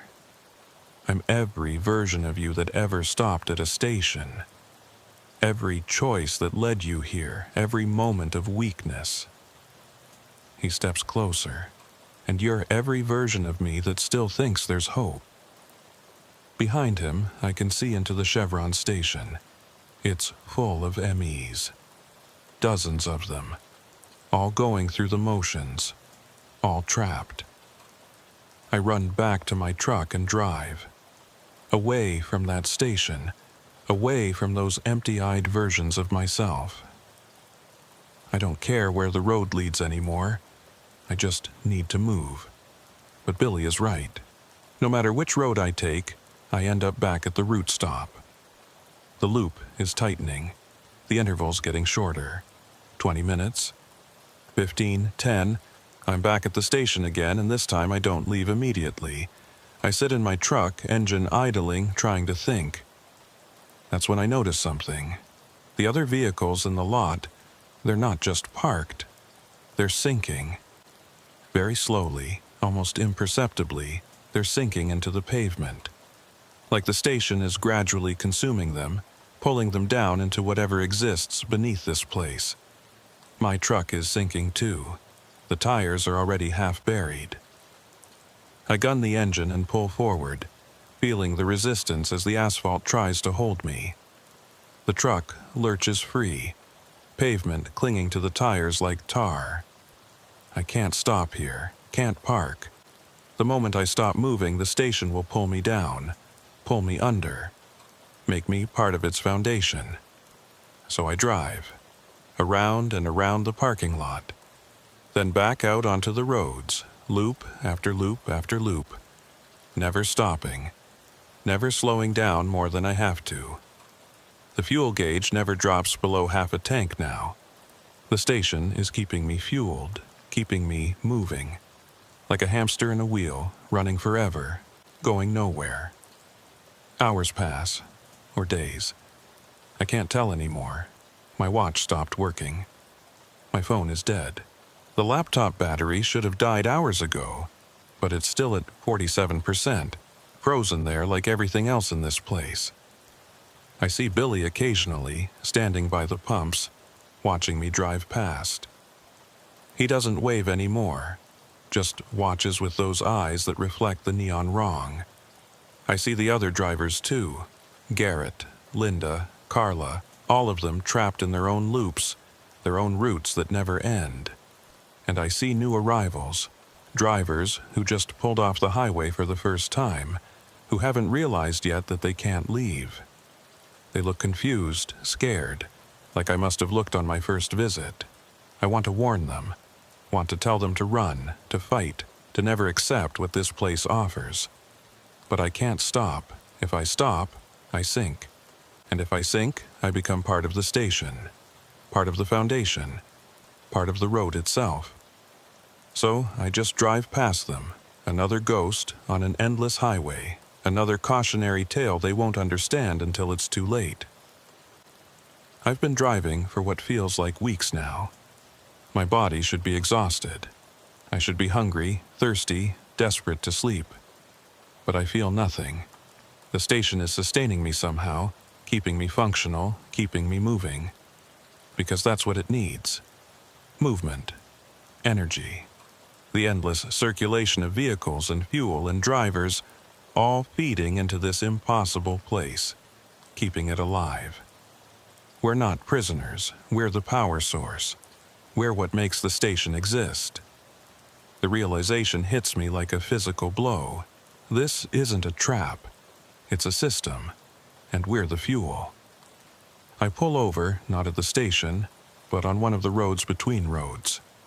The truck immediately starts to sink, but slowly enough that I have a few minutes. I grab my laptop and start typing furiously. I need to get this down, need to explain what I've figured out.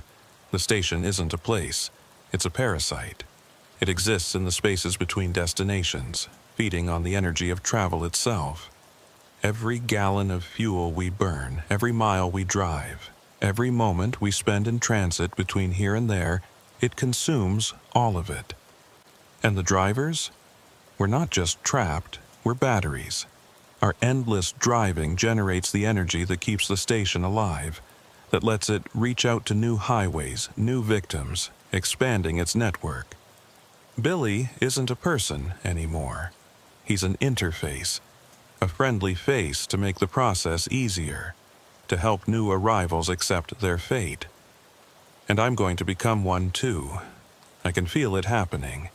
The more I drive, the less real I feel, the less I remember about who I was before.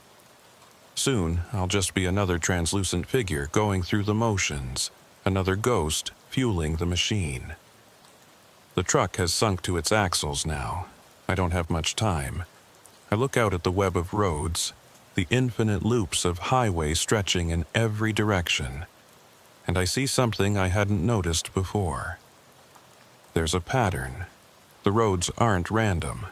They form a shape, a symbol, something ancient and terrible carved into reality itself by centuries of trapped travelers. The station didn't create the roads. The roads created the station. All those highways we built, cutting through the landscape, connecting cities, trying to conquer distance. We created this place without meaning to. We made a new kind of space, a liminal space, and something moved in. The truck is buried to the doors now. I can feel it pulling at me, trying to absorb me into the pavement, into the foundation. I'm going to try something. One last desperate attempt. If the station feeds on movement, on the energy of travel, then maybe the opposite will starve it. Maybe if I stop completely, truly stop. Accept the stillness. Stop fighting and stop fleeing and just stop. Maybe that will break the cycle. Or maybe it will just accelerate the process. Pull me under faster, turn me into part of the road. Either way, I can't keep driving. I can't be part of this system anymore. I'm shutting down the engine. I'm getting out of the truck. I'm standing on the road between roads, feeling it pull at my feet, trying to drag me down. Billy is here. I can see him walking toward me across the impossible highway. Behind him, other figures, other attendants, all wearing the same friendly smile. "It's time, Mason," Billy says. "You've driven enough. You've fought enough. Just let go. Become part of the system. It's not so bad. You won't remember the pain, won't remember the struggle, just the road. Forever." I look down at my feet. I'm sinking, slowly. The asphalt is up to my ankles now. And I realize something. I'm not afraid anymore. Maybe Billy's right. Maybe this is better than the life I was living. Driving alone, no connections, no purpose except the next delivery, the next paycheck, the next empty night in another motel room. At least here, I'm part of something. Part of a system that spans all roads, all times, all journeys. I'm connected to every driver who ever felt that pull, who ever stopped at a station that shouldn't exist. We're all here together, in the spaces between, in the roads that connect everything to nothing. The asphalt is at my knees now. I look at Billy. Will it hurt? No, he says gently. You'll just fade. Become lighter until you're so light you can be anywhere on any road at any time. You'll be free in a way you never were in life. The other figures have formed a circle around me. I recognize some of them now. Not just drivers I've met, but drivers from history. People who disappeared on highways decades ago. All of them here. All of them part of the road. The asphalt is at my waist. My laptop is still on, still recording. The last entry. The final words of Mason Hayes before he becomes something else. I'm not going to fight anymore. I'm tired of fighting. I'm going to let the road take me. I'm going to become part of the system, part of the route stop, part of every highway, part of the space between here and there. The asphalt is at my chest now. It doesn't hurt. Billy was right about that. It just feels like sinking into warm water. Peaceful. Easy. I can see the roads from this perspective.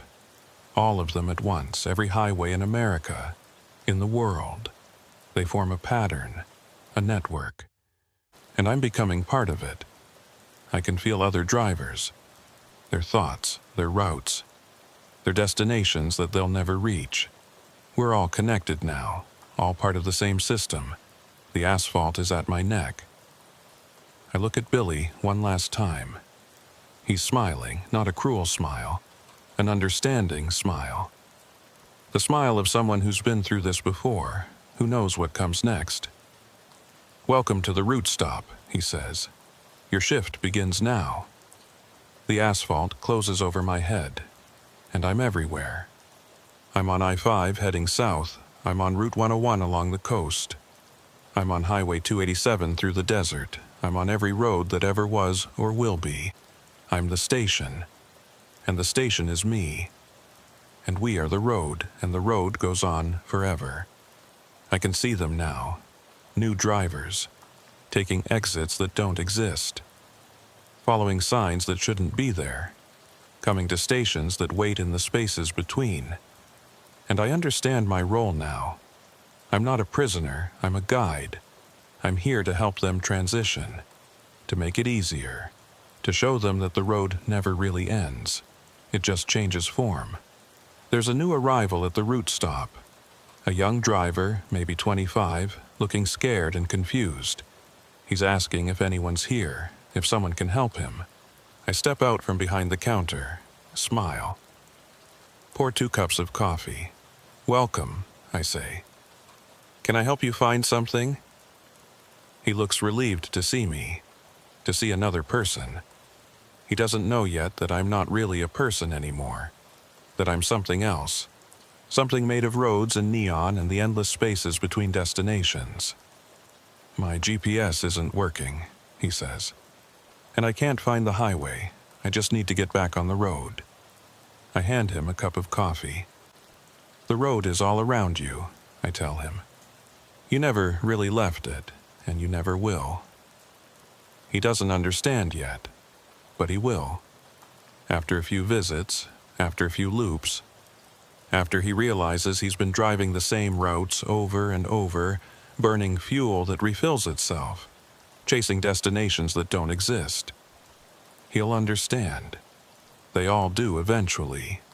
And when he does, I'll be here, ready to pour him that final cup of coffee, ready to welcome him home, because this is home now. For me, for him, for everyone who ever felt the pull of the road and couldn't resist. The route stop is always open, and we're always here, waiting in the spaces between, in the blue-white neon glow on the roads that never end, forever.